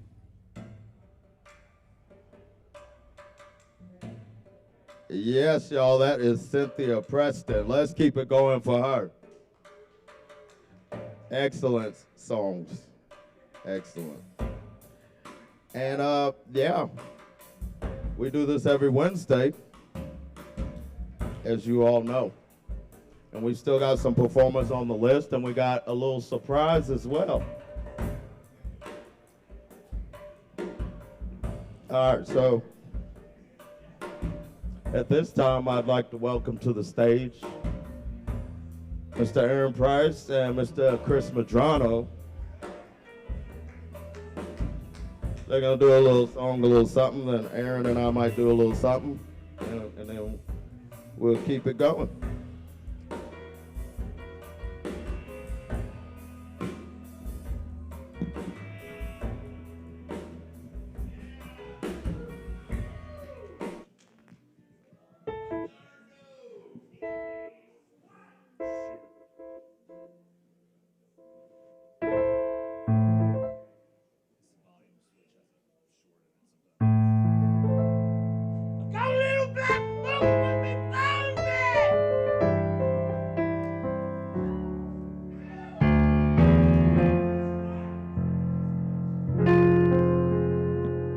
Got a little black book with my poems in. Got a bag with a toothbrush and a comb. When I'm a good dog, they sometimes throw me a bone. Got elastic bags keeping my shoes on. Got those swollen hand blues. 13 channels of shit on the TV to choose from. I got electric light. I got second sight. Got amazing powers of observation. And that is how I know. Try to get through on the telephone to you. There'll be nobody home.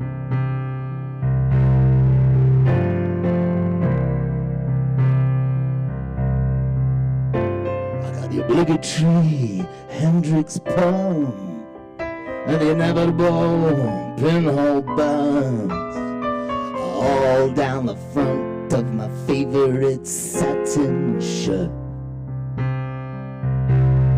I got nicotine stains on my fingers. I got a silver spoon on a chain. I got a grand piano to prop up my mortal remains. I got wild, staring eyes. I got a strong urge to fly. I got nowhere to fly to, fly to, fly to, fly.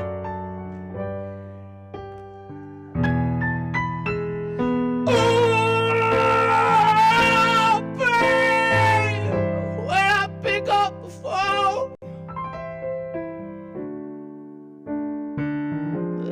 still nobody home.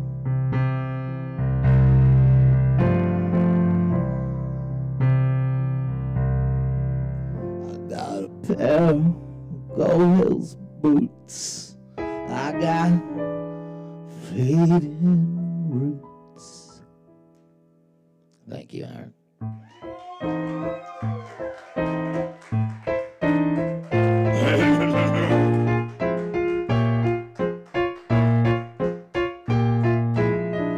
Good morning, warm your honor. The crown will plainly show the prisoner who now stands before you was caught red-handed, showing feelings of an almost human nature. This will not do. I always said it come to no good in the end, Your Honor. If they'd let me have my way, I could have flayed them into shape. But my hands were tied. The bleeding hearts and artists let him get away with murder. Let me hammer him today. Crazy blows in the window. I am crazy, truly gone fishing. They must have taken my marbles away. Over the rainbow is crazy. You little shit, you're in it now. I hope they threw away the key. I should have talked to me more often than you did. But no, you had to go your own way. Have you broken any homes up lately? Just 5 minutes or more on him and me alone.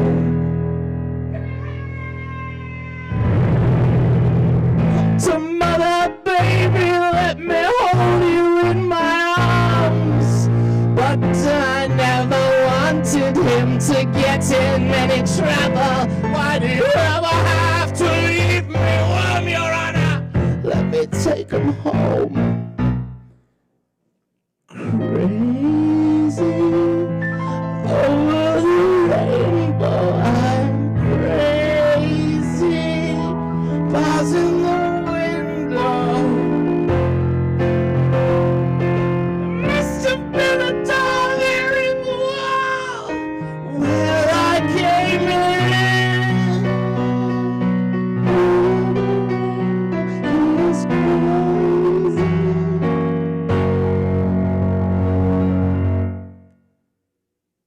The evidence before the court is incontrovertible. There's no need for the jury to retire. In all my years of judging, I have never heard before someone more deserving the full penalty of law. The way you made them suffer your exquisite wife, mother, fills me with the urge to defecate. Since, my friend, you have revealed your deepest fear, I sentence you to be exposed before your peers. Tear down the wall!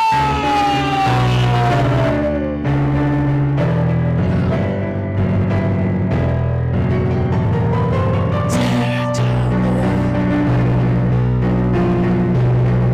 Tear down the wall.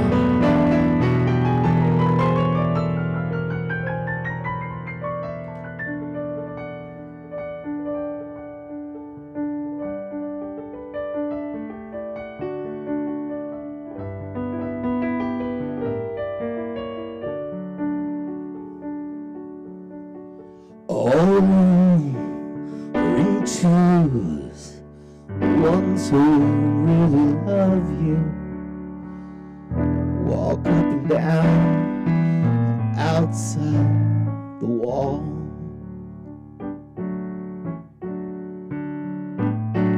Some have some gathered together in bands. The bleeding hearts and the artists make their stand. And when you've given them their all, some stagger and fall. After all, it's not easy banging your heart against some mad bugger's wall.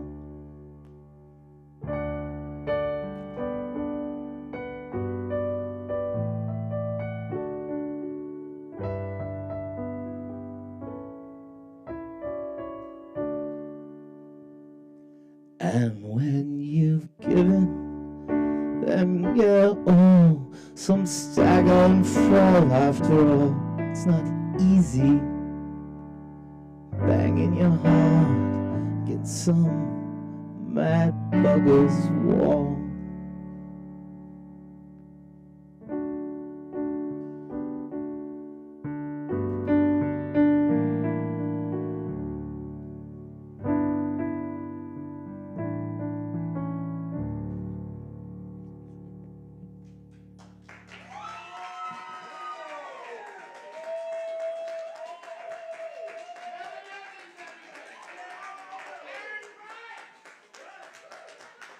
That's Chris Madrano. Got Aaron Price there. Hell yeah. Let's let it. Whew. It's some heat now. It's some heat. All right, I'm going to read a piece called Love Alone. Yeah, it's about all your different intimate or non-intimate situations and all your emotional hang-ups and explosions, all that good shit.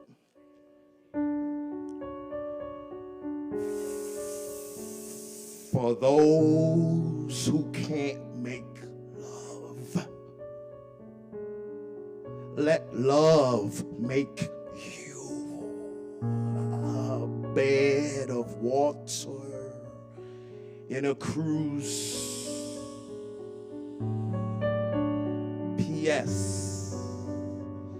Here's some crying, bleeding, stinking flowers from a dreamt up heaven's bowels. For some who seem to come out of the womb already covered in towel. From the depths of a vacuum where oak die under sharp sight of wise owl. For those who can't make love naked, where old crows in glass baskets croak, soaked in corked, gorged guilt, blinded by sights that melt the heels, that tell just how it feels when the table is set for the best meal. One should hope that one's imagination is quite the bit sharper when you can't see with the eyes readily naked beyond the seams in between your drapery. Let the fantasy never die in such scenery of a canopy. For those who could only make love silent, when you seem to buy your freedom through punishment, you need to take the silence off when you're full speed gunning it. Feel like explosion gonna blow the dungeon pit. Feeling like heaven and hell engulf you in one moment. And you can do nothing about it except let go of it. When all of your demons and angels are confronted, you're forced to run free in captivity amongst all of them. Still you can't say nothing. Those who can only make love with their eyes closed, toil over all the things that you chose, all the things that you owned. Red skin, hot skin, dead skin, hops skin, only a sensation standing in the most friction-flinched field of lightning. You can be as loud as you'd like. You just can't see a damn thing. Over inundated and overcome with sensational feeling. For those who can only make love without feeling. No hope for children, nor ripening. They are nothing anymore as exciting.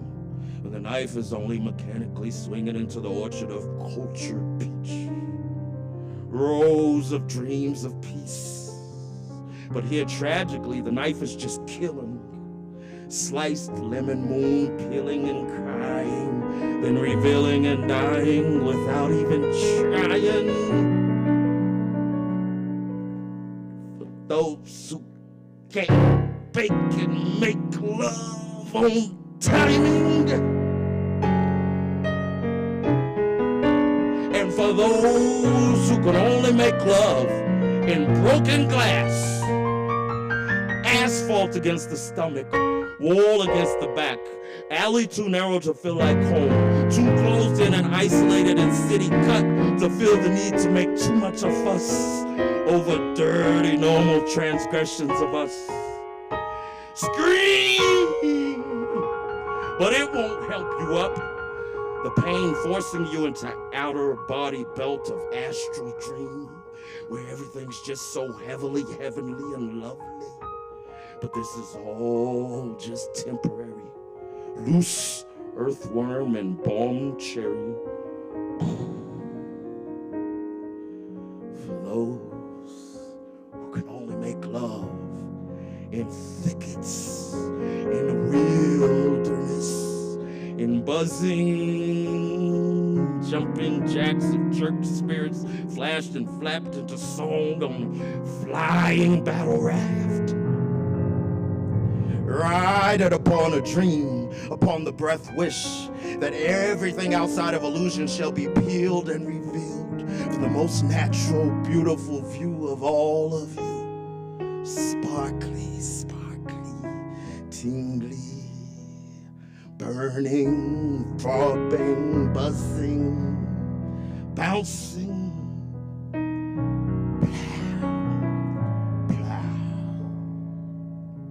But you always hang your head down low when in the end you have to go home now. Celebrate and take it with you when you are homebound. Heaviest harvest acorn lightly torn from the mouth of cream coffee red velvet squirrel. A feeling weighted into the aura, as if with such a happening held in hand is whole world. For those who can only make love in fire, the torch and baton hurl and twirl. The bed only acceptable as aggravated, agitated tiger. When peace and quiet are murdered for higher drama notes that won't ghost excommunicated choir.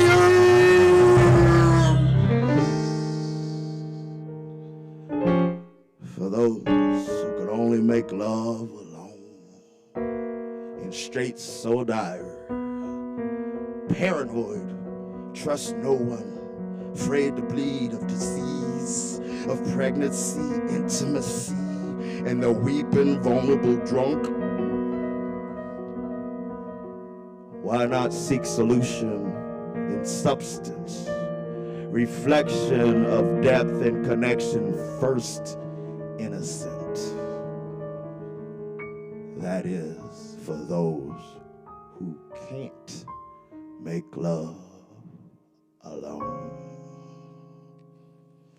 Thank y'all. Thank you, Aaron Price. Hell yeah. All right. So next up on the list, we've got Nicholas. He's right over there. He's going to play you some good tunes there with his guitar and sing you some pretty songs. So y'all welcome Nicholas to the stage.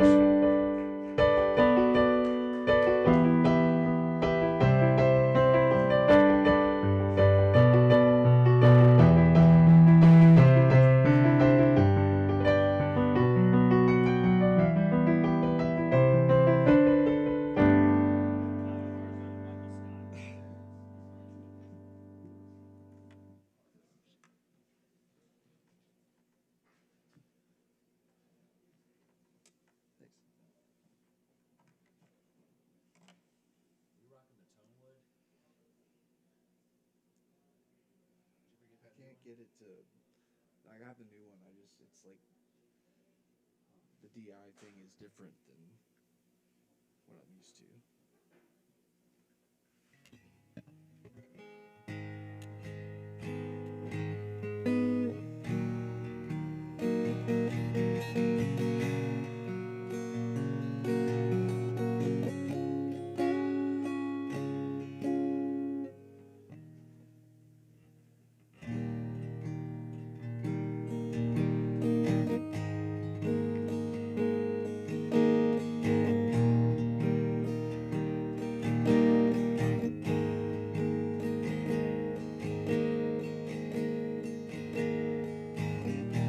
Just a star down in the night sky. I may look small, but I do magnify. Time a person to like the mountains and the flowers. Yeah, I'm just like you, with equal power. I'm a person too. Yeah, I'm just like you. And I'm a person too. Yeah, I'm just like you. Limitless, and nothing can stop us. We're fearless. Strength lies within us. Oneness, the energy unites us. Peacefulness, the past left behind us. We are limitless. I've come so far, so much to be discovered. I can do it all, 'cause joy it inspires. Even if I fall, I know it will be forwards. I can hear the call of visions yet born. And I'm a person too. Yeah, I'm just like you. I'm a person too. Yeah, I'm just like you. Limitless, and nothing can stop us. Fearless, strength lies within us. In oneness, the energy unites us. Peacefulness, the past left behind us. We are limitless.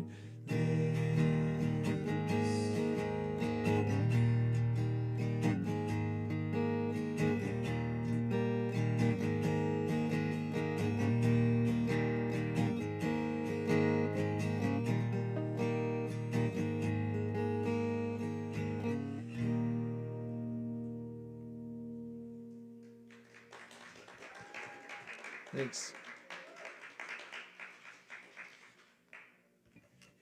That one was called Limitless. I read it a while ago, and yeah, I'm gonna play older one called Dark in the Light. It's about sort of like feeling misunderstood, anxiety. Yeah, I've been playing around with trying to bring back old ones to play because it's a good experience and remembrance, and its music is very cathartic to me. So oftentimes when I play, it's about tapping into that energy, whether it be a more recent song or one that haven't played in a while. So here it goes.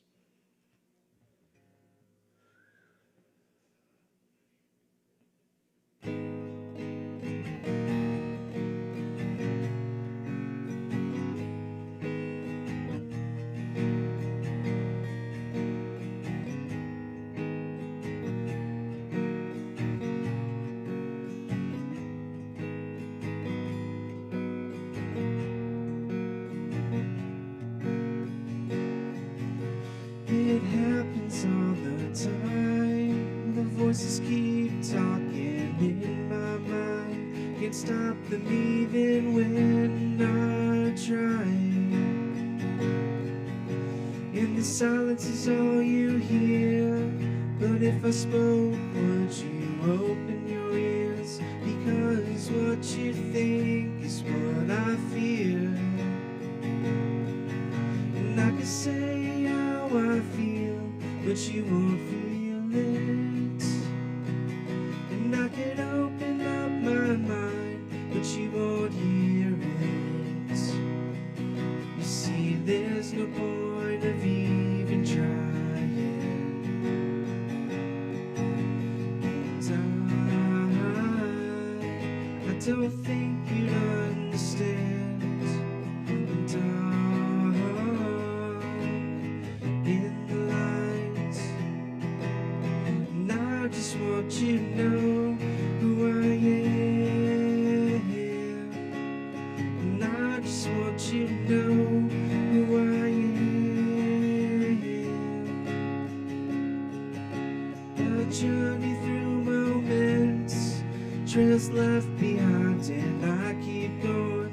Doors open and the closing. And I remember how it felt, the things you couldn't change or accept. So take my hand for a moment, and then I say how I feel, but you don't feel it. And then I open up my mind, but you don't hear it. You see, there's no point of even trying. And I don't think you'd understand. And in the light, and I just want you to know who I am. And I just want you to know who I am. It's heart it beats, in this body breathes, and this spirit's free unconditionally. In the day and night, through the wrong and right, and in the dark, and in my light. And I just want you to know who I am.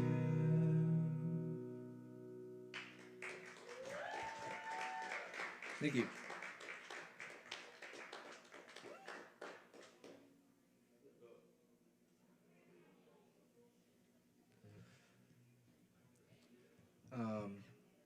This next one's a little more upbeat, and it's called Moving On.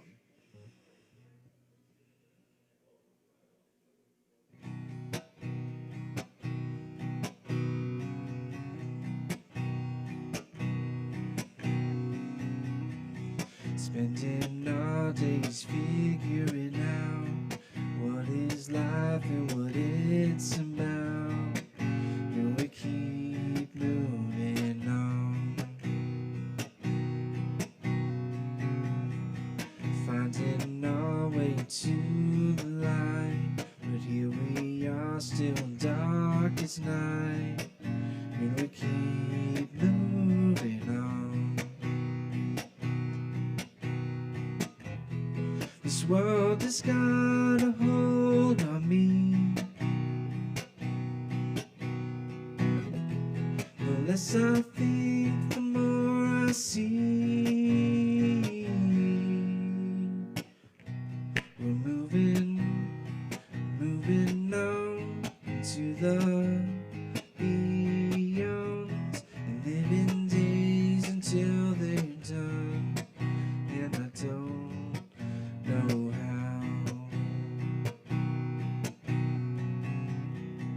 Looking out for better days, moving through so many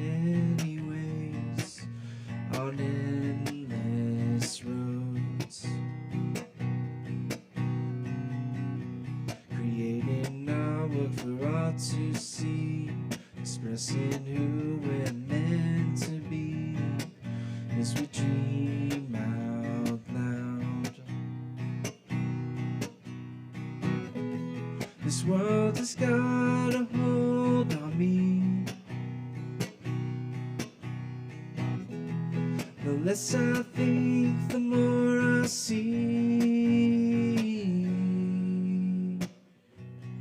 We're moving on to the beyond, living days until they're done, and I don't know how.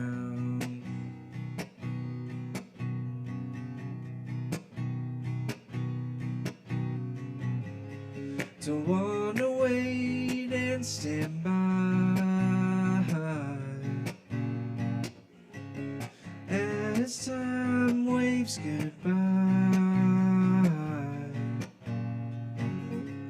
The world keeps changing before my eyes, and I'm just here along for the ride. Just like the clouds up in the sky, and the moments that pass us by, they're not the same. Someday when my time has come, I'll look back at all that I have done and give thanks for the days. Thank you.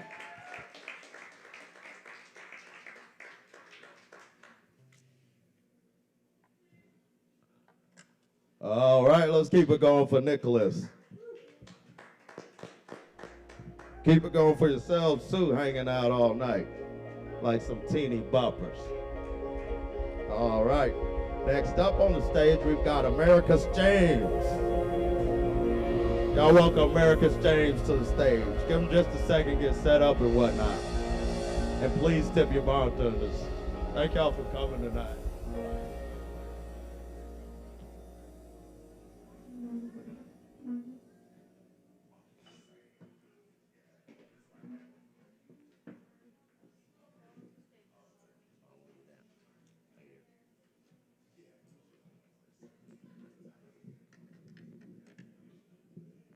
Drop it down into like right about there. Yeah, that's probably good. Chickadee chick chick chick. All right, Kava Bar. Whew.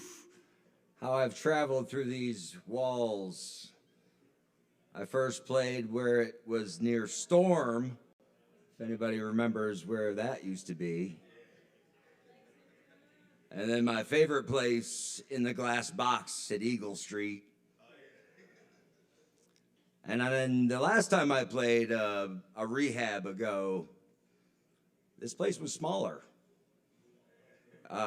Much smaller and different. And I love this right here. In the spirit of birthdays, y'all get the birthday song. We're getting high as a family on Christmas Day. We're rolling up the doobies, but we're calling them J's for Jesus. Happy birthday to you, to you, to you, and then to you. Happy birthday. Happy birthday, H-A-P-P-Y and beyond T-H-D-A-Y. Happy birthday, happy birthday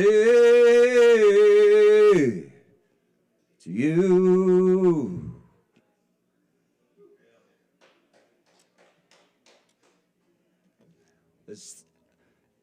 This is my brand new guitar, Rianne, and it's our first time out with my dad's hat that he died in. This is called So-Called Patriot. Well, give me a home where the buffalo roam and the deer and the antelope play. Where the rockets' red glare, their bombs bursting in air, gave proof that our flag was still there. Well, America, America, I shed my grace on thee, till souls wax fair with earth and air, and music hard at sea. It's getting harder to drink these days. Well, finally have gotten to me. Well, I'm hiding all my bottles of liquor in the closet beneath your feet.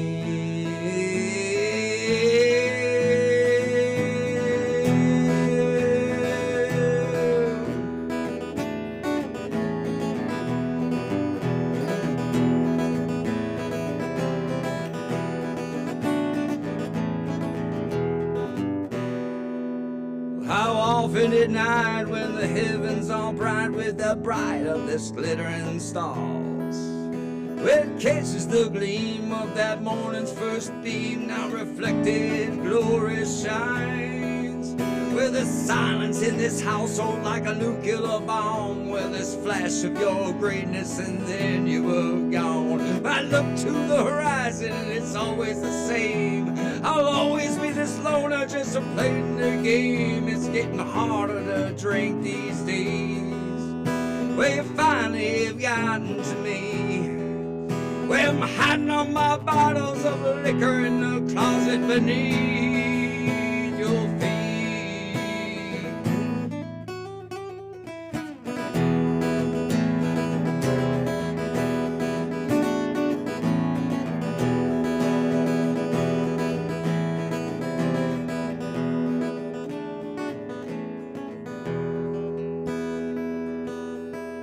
Well, in the end, it's clear I'll disappoint you, my dear, but my vision of love is true. I disregard your thoughts, well, I know it's been hard. Well, trust me, I've been doing the same. 'Cause life's been hard, 'cause sights going past that yard in the house on Wilmington Road. Well, I'll sing you a song and I'll tell you it's my own, but in the end, we'll all know the same. It's getting harder to drink these days. They finally have gotten to me. Well, I'm hiding on my bottles of liquor in the closet we're beneath. Oh, your feet.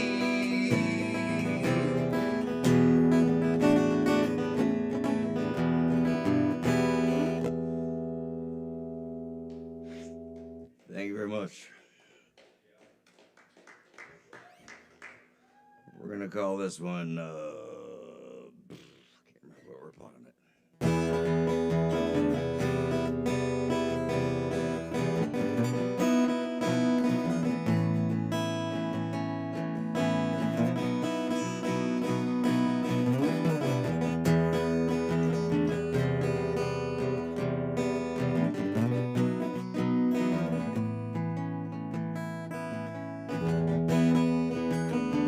Well, I'm lost in this foreign country, will battle myself in what I've done. Well, the sounds of machine gun fire, well, it looks like Christmas is came, so this time. Well, I'm lost in this foreign country, battling myself in what I've done. Well, answer the call of freedom, now I take a deep breath. I get on that plane without a pistol in my hand. I'm a regular man. But I've been waiting for you to get home. Oh, so wrinkled in those clothes. The firefight is over, baby. I've been waiting for you to get home.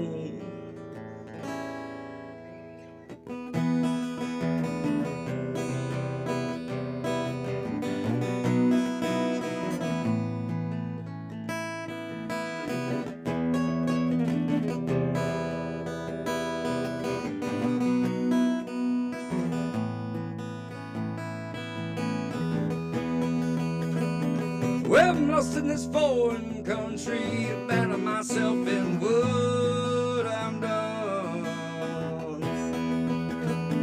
Well, the sounds of the children's laughter, well, I haven't heard that one in a while.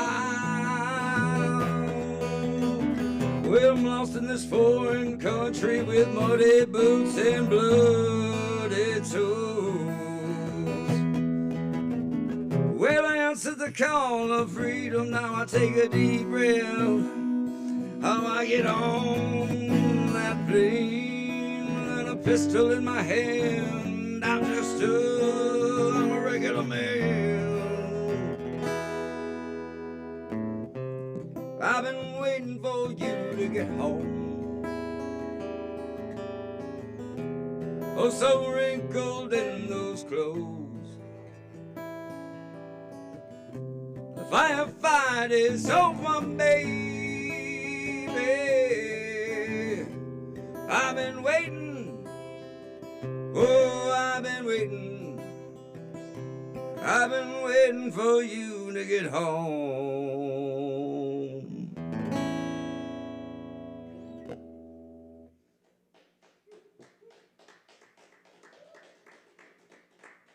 One more? You got one more in you?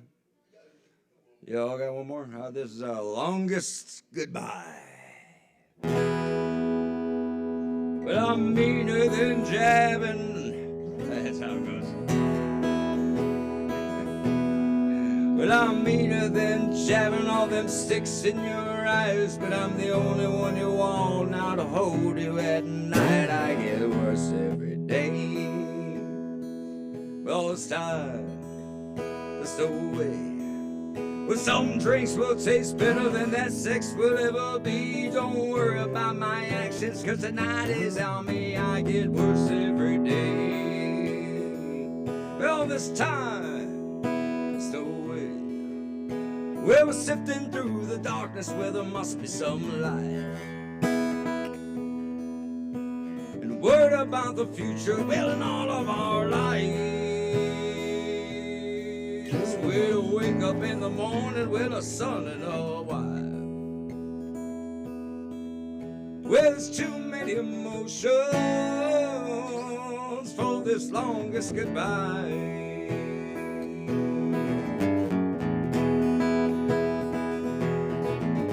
I'm louder than you ever want me to be. I've seen too many photos, so won't you agree? I get worse every day. Well, it's time to stow away. Well, besides the competition on a fantasy field, well, we're always looking to the masses, but never the appeal. I get worse every day. Well, it's time to stow away. Well, I'm sifting through the darkness where there must be some light. Word about the future, well, in all of our lives. Yeah, to wake up in the morning with a son and a wife. Well, there's too many emotions for this longest goodbye.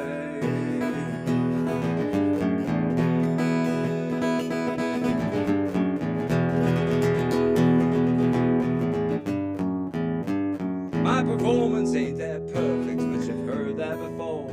No need to just lay there and settle. Still, I get worse every day. Well, it's time to stow away. 'Cause I'm meaner than jabbing all them sticks in your eyes, but I'm the only motherfucker you wanna hold at night. I get worse every day. Well, it's time to stow away. We're sifting through the darkness where there must be some lights. Getting word about the future in all of our lives. Yeah, when I wake up in the morning with a son and a wife. Well, there's too many emotions for this longest goodbye.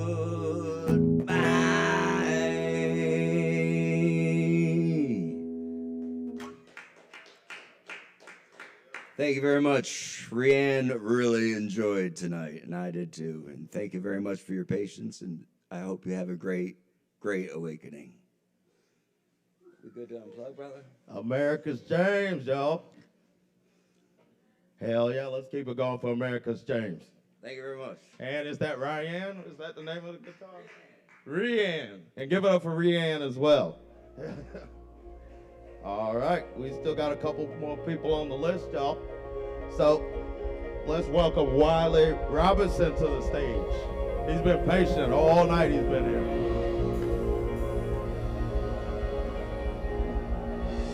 I gotta sit. I'm tired.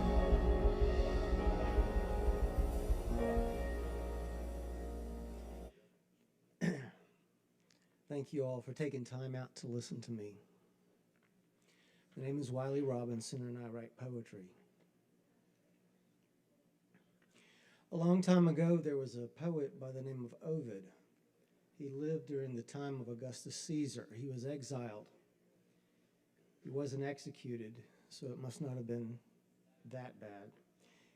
He wrote this: I am dragged along by a strange new force. Desire and reason are pulling in different directions. I see the right way and approve of it, but follow the wrong. My poem is called Desire and Reason. Companions often at odds, existing together inside a complex cell, each seeking to conquer the other. Desire is the seductress. Reason, the cold splash of icy water. Who follows whom? To desire reason is unusual. To reason with desire, futile. One is red, the other blue. Reason is a bright, clear day on a mountain peak. Desire, the foggy midnight walk through narrow Venetian streets. Reason, open to examination on all sides from any angle. Desire, allowing only the occasional glimpse of its best side. The wise choose to embrace both. The foolish allow desire complete freedom.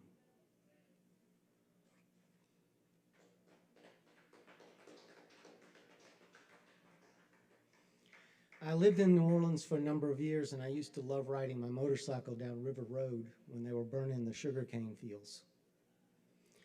This poem is called Rive Orientale. Smoke lays gently upon the brown, broken stalks of the sugarcane field. Stalks bent and waiting for the flame to walk its way near. Sweet caramel taste rising above the orange fall sun, resting just above the edge of the world. Cold wind sliding up my sleeves as I grip the handlebars' familiar warm leather. This old river road, infinite, but also too short.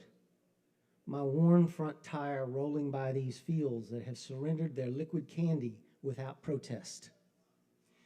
This temporal second passes to become a minute, to become an hour. That hour gone, never to be experienced again. I will return one October day to take another minute that I do not own and cannot have back. When I return, I will be more careful to taste the caramel fire's candied treat caught up in the autumn refrain. Another minute I do not own and cannot take back.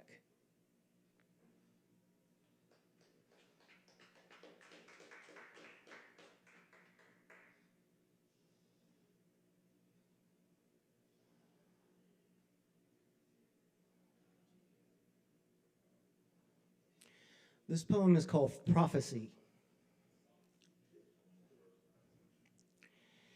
If I could see the future, said the man who loved once in the past, I would see one lonely dandelion wishing for a passage to a land of bright June mornings and a soft place to land each feathered pip.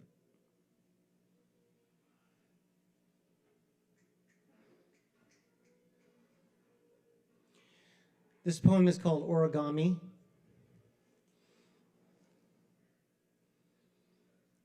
It was written during a time of great stress.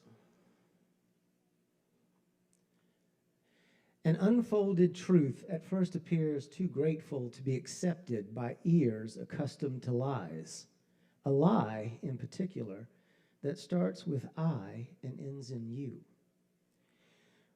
Was it said as a declaration of desperation or an affirmation of doubt? Did the middle part of that lie really need saying? The word bitter should be mentioned here, but only as that particular taste wanders off the tongue and finally leaves slowly through the heart, slowly.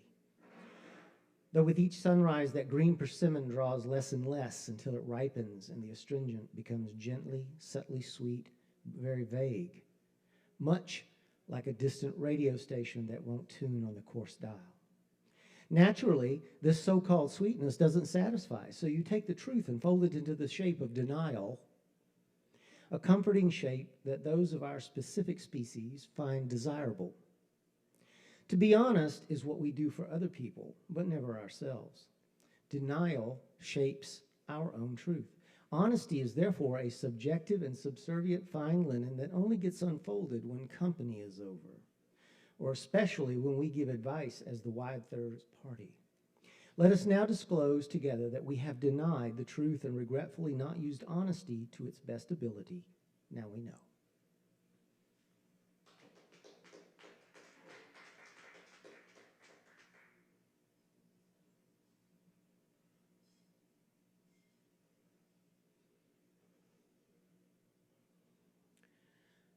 This song is called Dance. I wrote this for my wife. You in the almost dark with no one to see, dance for me. Drenched in sunshine while I watch you in wonder, unable to speak, dance for me. In my color kaleidoscope dreams of you, dance for me. Me in the twisting twilight with no one to hold, dance for me. Us in the kitchen, while love bubbles, a softly simmering sauce, we dance for us. With my arms empty and us a world away, you dance in my mind. This dance, your dance, our dance, a wild tornado beast we ride that will never be constrained by earthly chains. This is our dance, forever shared as one.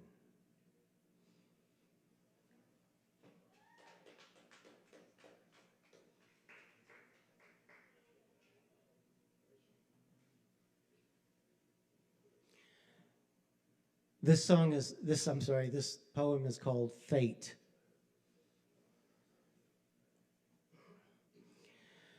I am laid bare for you. My breath rises hot to paint that heat across your throat.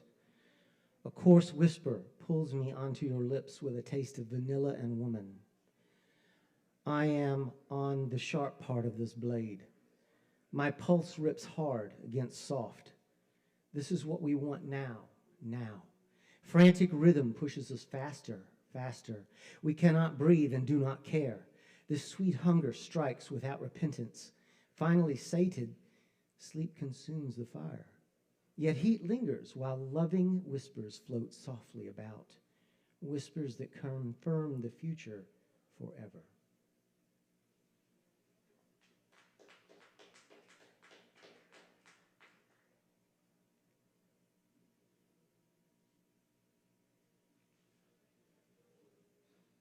This last poem is called Remissionum. If I forgive you now, what part of me will die? What must I forsake to hold another lie? A promise without love, another dream without sleep, nothing left, yet more to give. A sun without heat, imperfect and weak, where the cold never leaves once love begins to weep. Tears lying gently on a heart too flawed to keep a promise without love. Another dream without sleep, cast into a still wind that drifts without rage across a scarred and loving hand. I must forgive you now so I can feel again the sun, this one not weak, both warm and perfect and soft, in a peerless sky only love can see. Tears drying quietly, prisms of water from a soul that has found the quiet answer sought in the promise of love and dreams. Thank you all so much.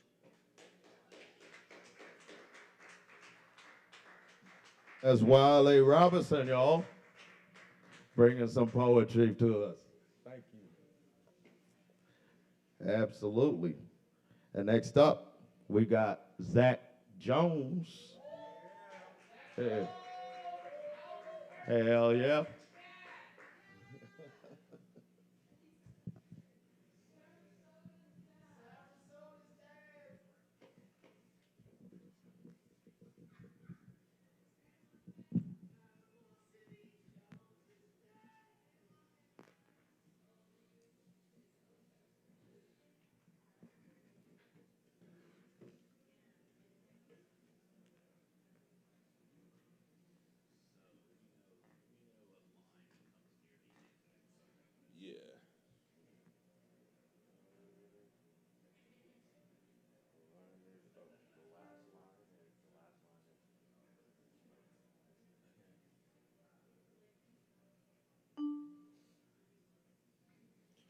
I'm going to do a couple of cover poems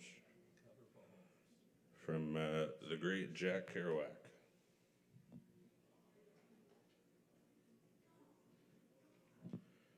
Goofing at the table, you just don't know. What don't I know?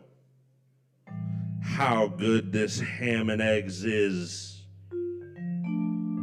If you had any idea whatsoever how good this is, then you would stop writing poetry and dig in.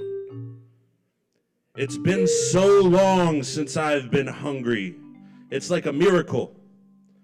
Ah, boy, but them bacon and them egg. Mr. Beggar and Mrs. Davy. Loony and Croony. I made a poem out of it. I haven't smoked loony and croony in a long time. Ooh, but them eggs and them there bacons, baby.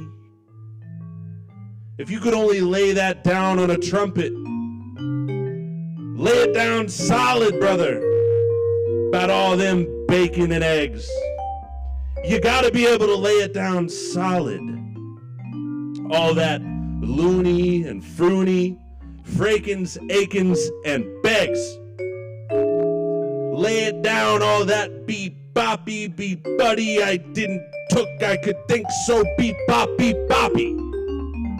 Loony and Junie. That's where they get kind of hysterical, you know. Loony, Boony, Juner, Mooner, Moon, Spoon, and June. Don't they call them catmen that lay it down on the trumpet? I call them cat things. It's kind of cute, isn't it? William Carlos Williams. I had a slouch hat too one time. The old slouch hat. I just keep walking around. He keeps walking around with me. Around and around that necktie counter we went. And when it rained, I wore my old slouch hat. It was a good felt that I had to carry through many a rainy day, late fall and early spring. Perhaps it was a rainy day and the house stick might have saw that each tie on that ring was worth $6. Brooks Brothers, $60 worth of ties. Slacks and peculiarities.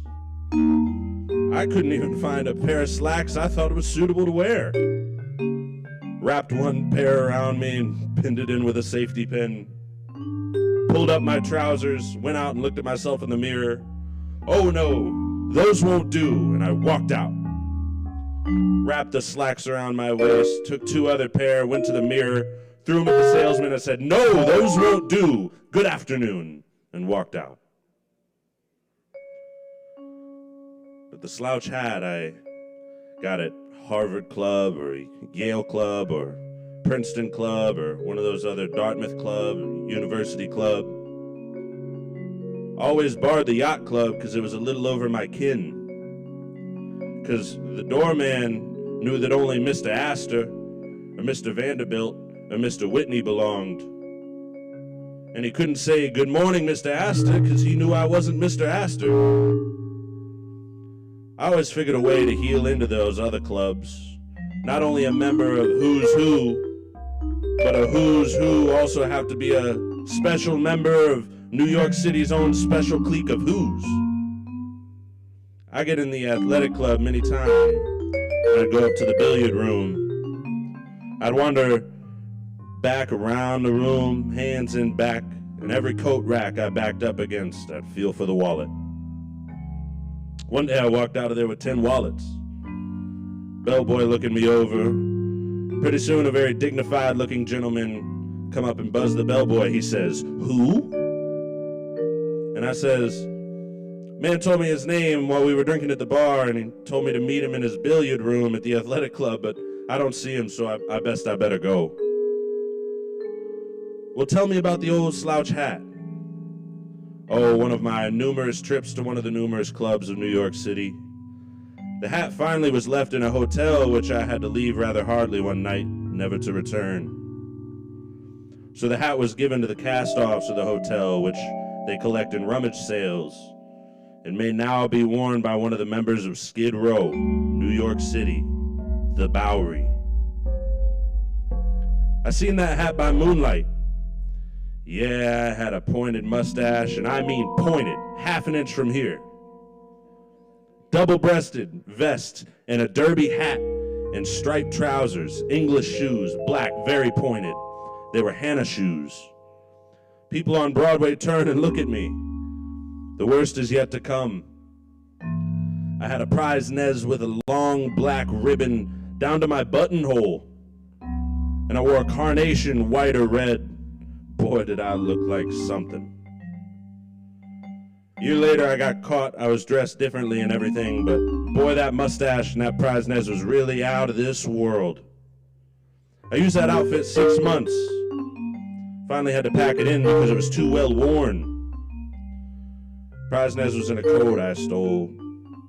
Mustache I grew in the sanatorium while I was taking one of my numerous drug cures. My mother come to see me. She says, "Oh no, cut it off." "I'm just having a little fun, Mother." Took it on the lam and went to Canada. Late at night, I'm full of morphine, and I come down full of goofballs, too. This guy had a ventriloquist doll, and he gave out this Texan ventriloquism routine. "Hello, sucker. We like your money as well as anybody else's. As a matter of fact, the bigger your role, the more we take you." He used to get everybody interested with that doll and cut out silhouettes. Put stripes in your tie. Wound up in his room, gave him a shot of morphine. Out on the highway, I thumbed a ride into Buffalo, and I put the bum on a guy for something to eat. He said, "Eat in my drugstore." So we went in back and had corn on the cob and boiled potatoes. Said, "Say, fella, I always hear people talk about morphine. What's it look like?" He showed me. He had a cabinet full. He had bottles of hundreds, quarter grains, half grains, Pentapod, Dilaudid, everything. Soon as he tended to the customers, I emptied the bottles and got out of there pretty quick. Bought a safety pin in Buffalo and took a shot in the toilet. Come out, saw a fella shaving, his coat hanging there, hung my own coat, gave his coat a brush with my hand, felt his wallet, washed my hands, went out and took off with the wallet. So I started on a shoplifting spree in Buffalo. It was about 1910. Wasn't very experienced at it. Started out with a top coat and sold it in a taxi cab stand. Next day I decided to get myself some suits. I went up, I had a suit box, and I walked out. And I put the suit box on one of his dressing rooms, looked and fooled in the mirror, went out and I hawked those too. Next day, like a damn fool, go out to the same store. But I got a newspaper instead of a suit box.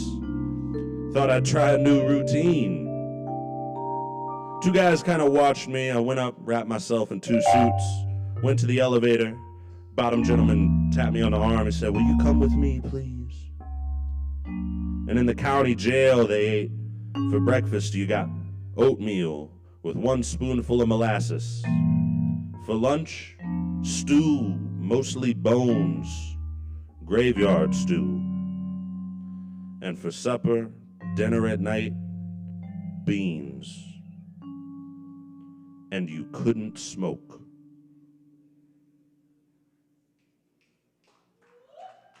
Thank y'all. Thanks, Aaron Price. Tip the bar. All right, let's keep it going for Zach Jones, y'all. And that's Aaron Price backing him up there. All right, we still got a couple more performers tonight. Right now, I'd like to welcome Caleb Bison to the stage. Hell yeah. CB Radio.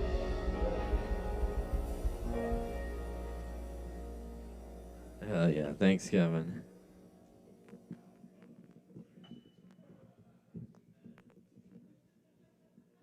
Stay up here if you want.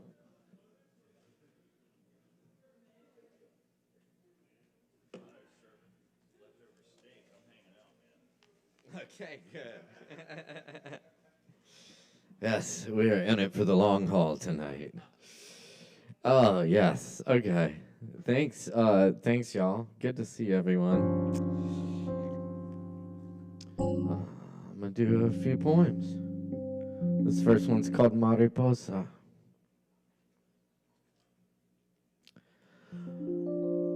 Why is the Spanish word for butterfly more beautiful? Perhaps because the sun in Spain shimmers as the wheat fields and the sea. And perhaps because milkweed grows in bunches in the pastures and along dirt roads. Perhaps because language shapes my tongue into an arrow, and some languages have words for what I can't say in this poem. But always, some are lost, unimagined, unattained bullseyes obscured in the smoke. But only through this arrangement do I begin to express anything close to wonder of the arid plains of Cordoba, or the cold cervezas and aromas of cooking fish on the beaches at Malaga,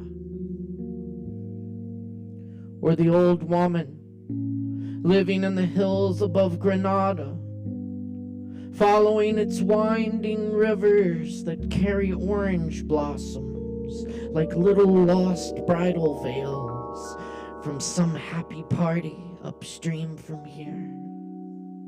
The faint shouts and laughter,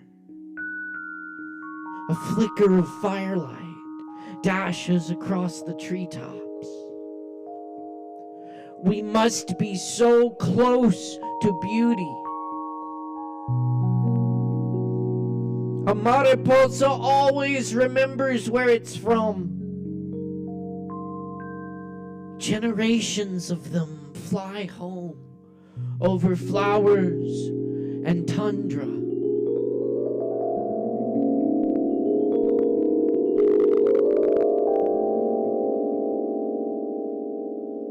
Why didn't we see them as beautifully when words first cussed our lips?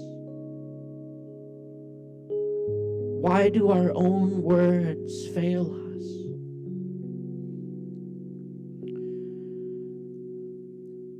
It takes only 12 days for a caterpillar to transform from chrysalis, sleeping in its milky whiteness,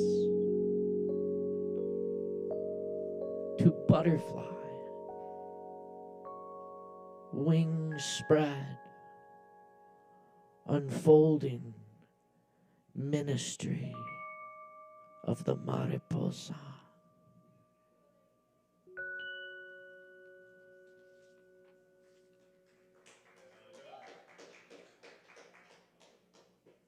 Here's a somewhat newer one. This one's from this past summer. It's called Walk.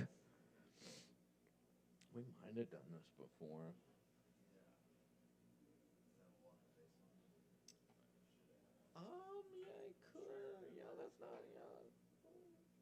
not too on the nose.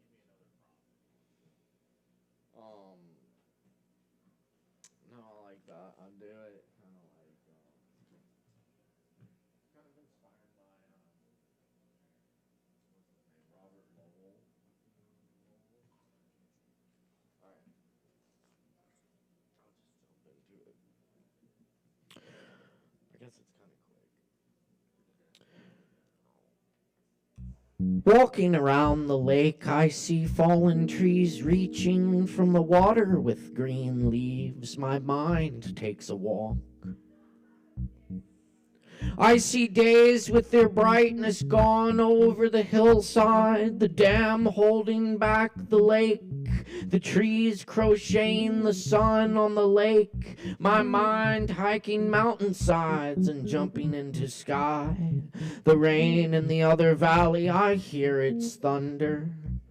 The weight of late July sky pulls the trees. The wind pushes clouds across my mind. Above the trees I walk. In silence the leaves talk. The lake whispers all through the night of day. The rain arrives late in morning. The rain speaks of leaves. My mind departs. And I am the stillness of the trees after the rain leaves. I too am on my way.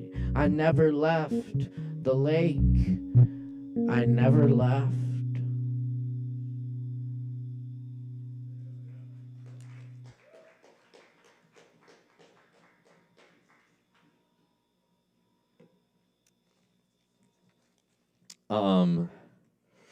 And this was a poem written in the early days of the pandemic lockdowns.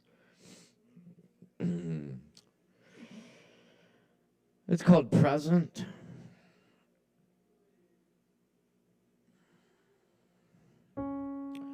The dog points her ears at the moon, a full moon, rising through trees and snow clouds. Dark blue evening sky, full of action. Weeping blankets on the highways in the little town of houses with yellow windows. I pass the time as best I can, from one horizon to the other. We sit together in silence, saying everything we needed. Now the silence does all the talking. It is the sound of knowing we are safe for this one moment. It is the sound of knowing our presence is enough.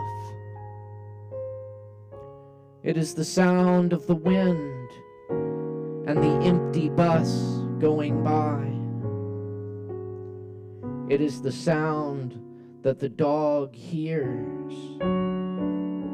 when nothing else stirs.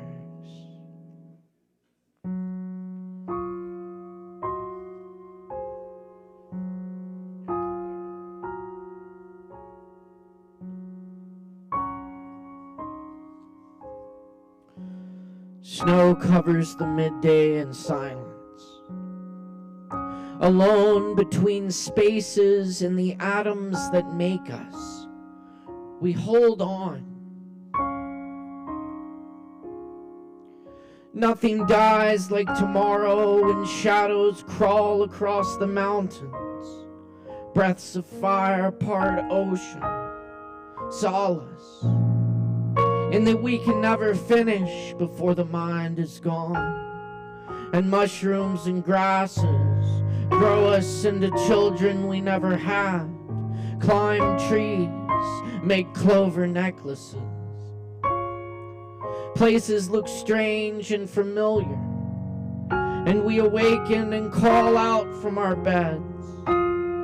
Earth shakes and moans under the weight.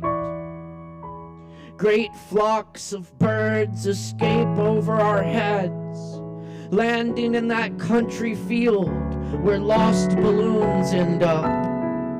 like hopes we forgot. Memories turn yellow like the paper we write on. What remains is the holding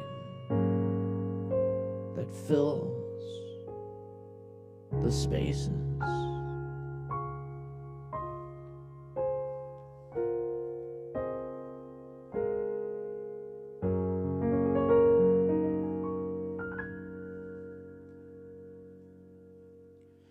Thanks. I'll leave y'all with two very short poems. Thank you. Those were original. These are not by me. This one's by W.S. Merwin, and it's called "For the Anniversary of My Death."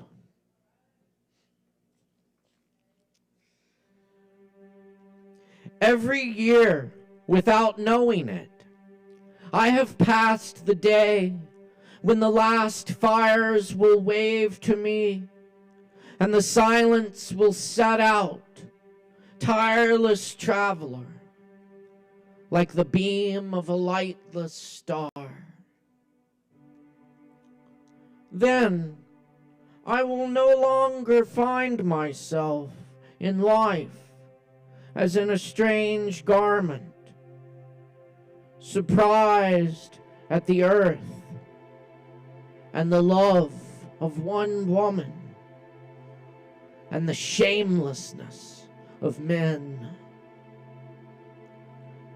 As today, riding after 3 days of rain, hearing the wren sing and the falling cease, and bowing, not knowing to what.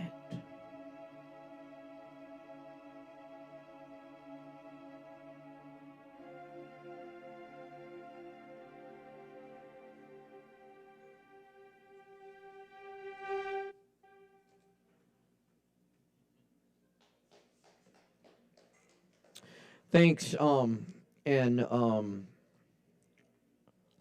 This last poem I wanted to share is a very new poem by the great poet Cornelius Eady.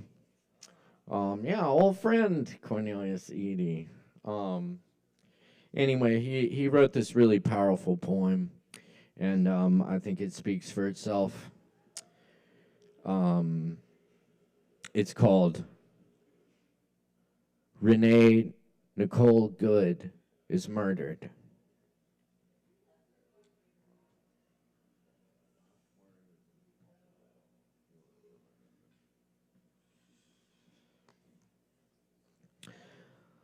Up rides the super cops, the cancellation squad. A dormant virus melted from the ice pack.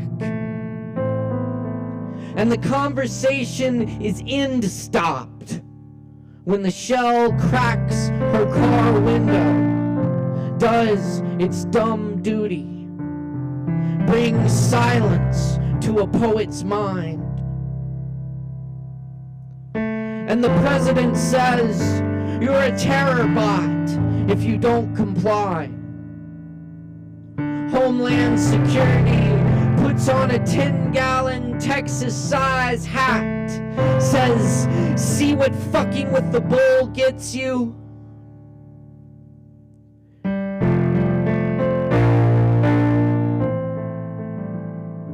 There is a picture of her just before it tips rancid, just before she's dragged into how they see her. I wish I could read the words as they blaze their last unsuspected race through her skull. A language poem that ends on the word impossible.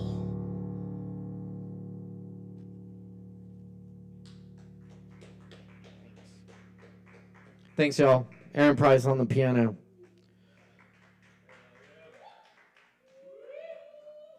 Yes, sir. Thank you, Caleb. Thank you, Aaron. Oh, thank you. And powerful, powerful pieces there. That last one, that killed it right there. Mm. Anyhow, we got one more performer, one more open micer. Joe Shelton, y'all know him. Y'all welcome Joe Shelton, aka the Grinch, to the stage. Stars, my secret is out. All right, I have a few poems and a silly song.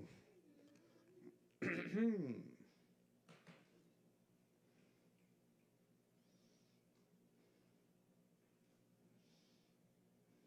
darn it. Come on, technology. Immigrant laborers of the hemisphere we share were driven from their homes by American acts of war, both literal and economic. Those laborers are both prohibited and required, and once here, they labor in fields to make the animal feed. They labor in factory farms to raise the hatchlings to chickens. They labor in chicken processing plants to turn the bodies of the chickens into something called a nugget. I ordered 6 nuggets from a restaurant that pays people as little as the franchise location of a distant corporate headquarters can get away with. Not too long ago, that same corporation produced and printed a budget to explain to the silly poors how to live on their meager wages. That fantastical budget had one main requirement, that the employee have a second full-time job.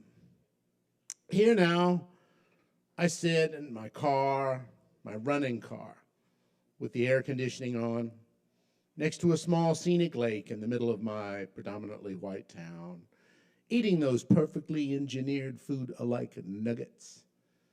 In the near distance, a cormorant is perched on a pylon that's sticking up out of the lake bed. He's fishing. On my way around the lake, during my health walk, I will responsibly deposit the trash in the trash can so that it can go to the landfill to rot, or, in the case of forever chemicals, remain forever, as the name suggests. I don't feel guilty, but I am, of course. I've surrendered to it all. Today, I'm an American.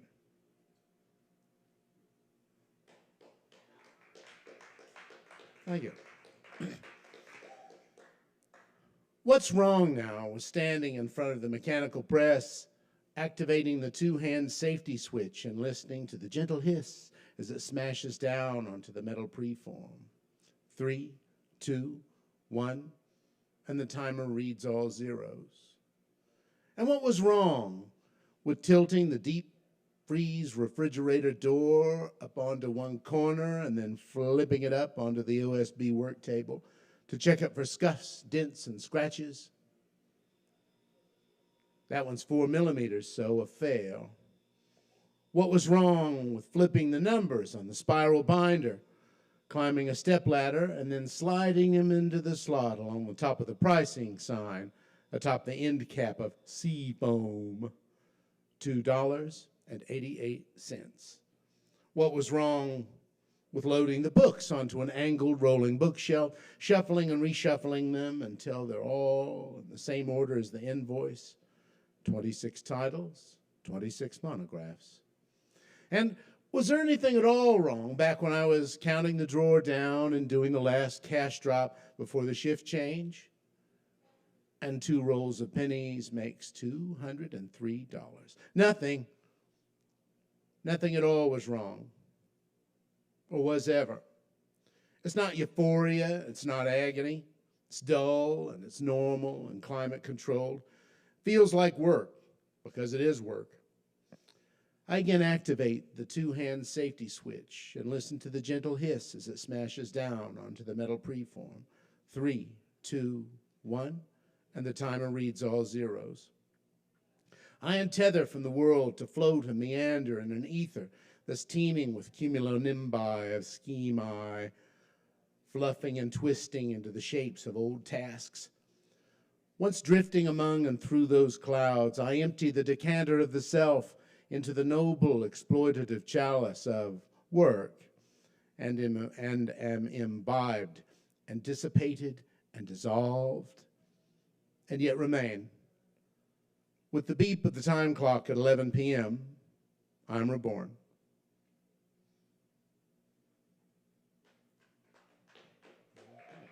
Thank you. So anyways, in communist theory, the worker is not separated from the work, but meanwhile, here in capitalism, you get to clock out and be whoever you want. But there's drawbacks too, though. Ice dust. On the windward wall of my boyhood home on Laurel Lane, the window panes are frozen over entirely. Mom and I live here year-round in a summer cottage whose exterior walls are too thin for a tough winter, and we're having one. On the sunny side of the house, each window in my room has a clear oval, the center like a porthole. Outside, a howling wind shakes the place. It moans and whistles. Ice dust is sparkling and swarming in murmurations within the blinding morning daylight. Sometimes the glinting crystals dance when a breeze has evicted them from the rooftops or from the nooks and crannies of naked winter trees. Other times they cascade down in the still air as though sifted like flour. It all glints like mica. I turn the radio on and work the dial away from WISE 1310 all the way to the left. After George Jones wraps up a snippet of the sappy, insufferable twang of She Thinks I Still Care on WWNC, Scotty Road Armor tells me that students living in the high-altitude Arctic outpost of my Madison County ancestors and distant cousins will again be sledding and making snowmen today, but that we school children of Buncombe County will not. Buses will not go on icy roads, Scotty intones in his own baritone twang, but I don't live on one. This third ugly day after the snow has left a crust of a million tiny prisms on what's left.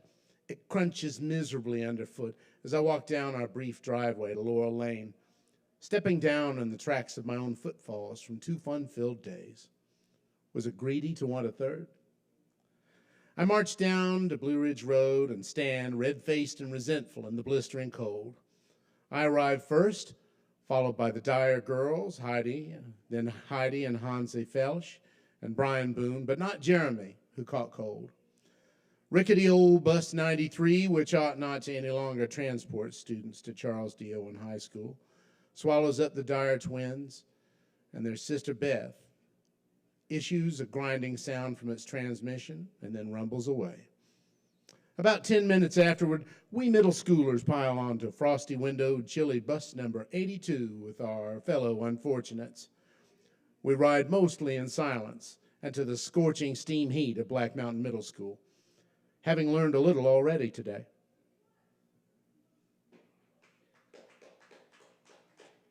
Thank you. All right, and the aforementioned silly song. I was hopping and nobbing, gabbing at a swell soiree. I sidled up to someone just in time for her to say, "Egad, what a night, it's hotter than Hades." I said I had that effect on some of the ladies, then gazed longingly into her eyes. But what she said, it came as no surprise.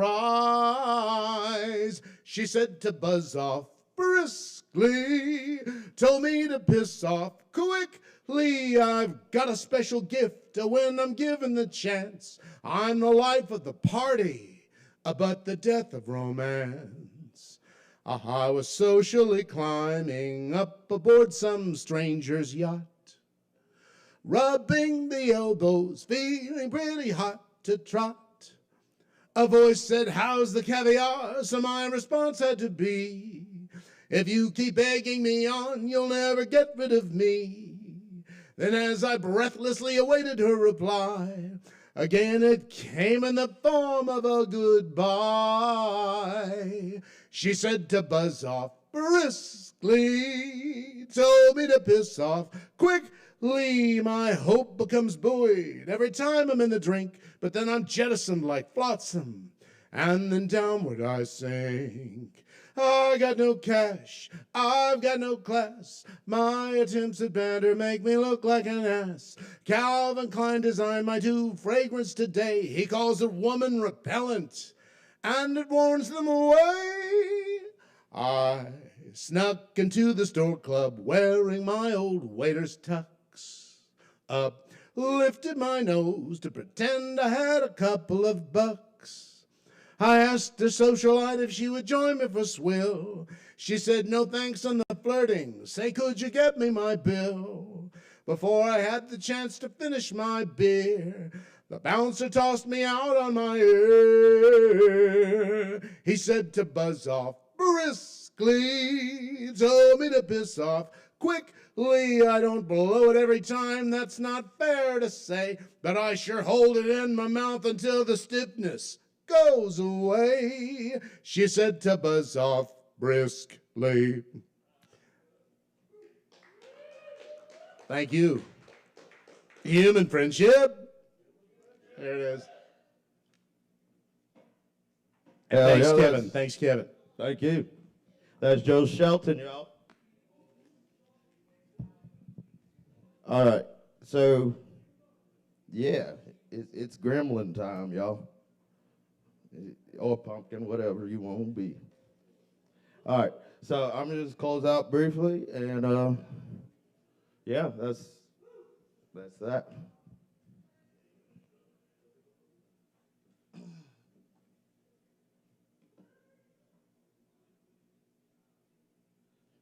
Oh, yeah, first of all, I got to do a little call-out, shout-out. Happy birthday, Caleb Beisert, CB Radio. Happy fucking birthday. First of all.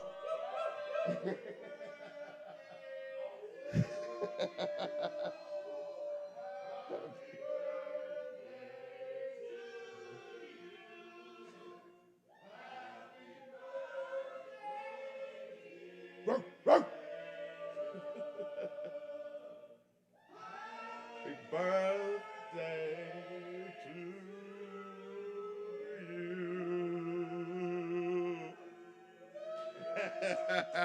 Hell yeah. I got 1 week. It'll be mine exactly 1 week. So that's what's up. It's Thursday, midnight. I'm accurate about my timing though. But when you're celebrating your birthday, you celebrate it till the sun comes up no matter what the date is. That's what I say. I know. I don't even know how old I am either. Hell yeah, 40. That's what's up.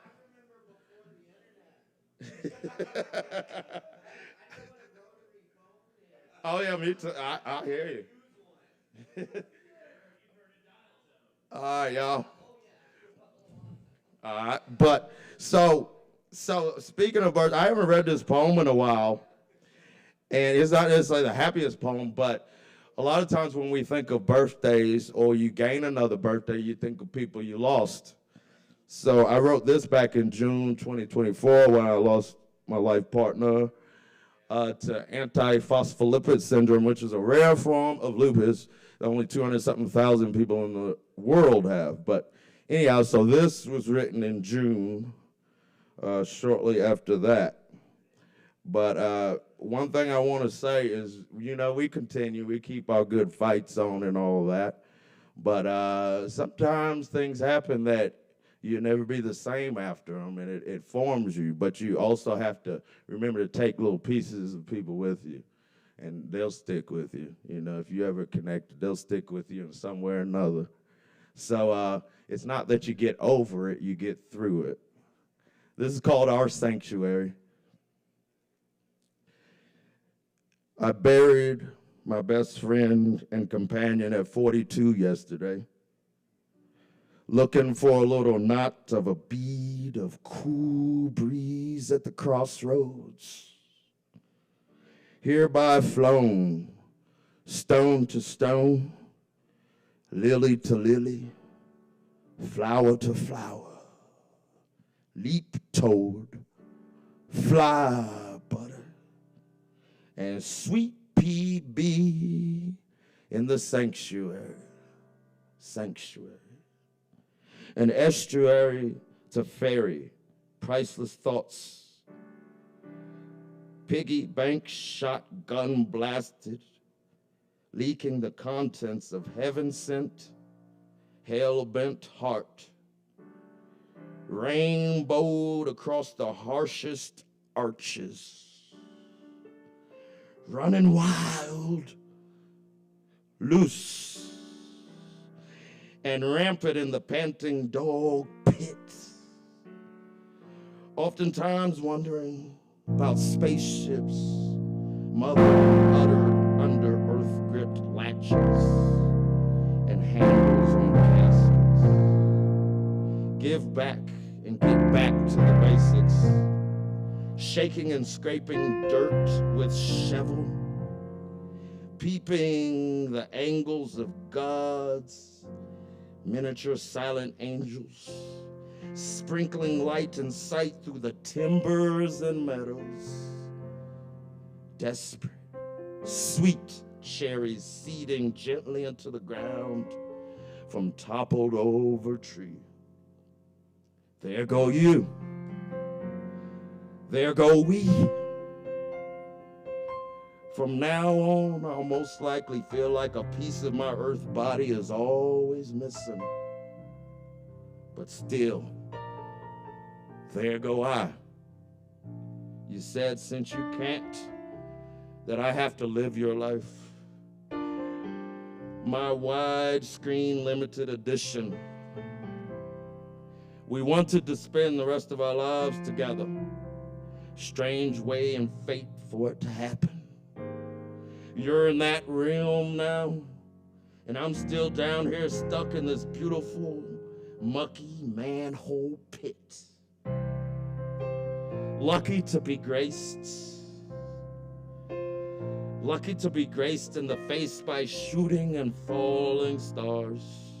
And there you are. But never to really die. You just always knew how to hide so bright in plain sight. It sucks that I can't hold you on our greatest comforts through heaven and hell with my earth arms upon your earth love calm. My eye in center of storm. My right are right even when dead wrong. Still now, certainly, I know you're home. Thanks, y'all. All right, so we gotta end it with the roomie. Grainy taste. Without a net, I catch a falcon and release it to the sky, hunting God. This wine I drink today was never held in a clay jar. I love this world, even as I hear the great wind of leaving it rising.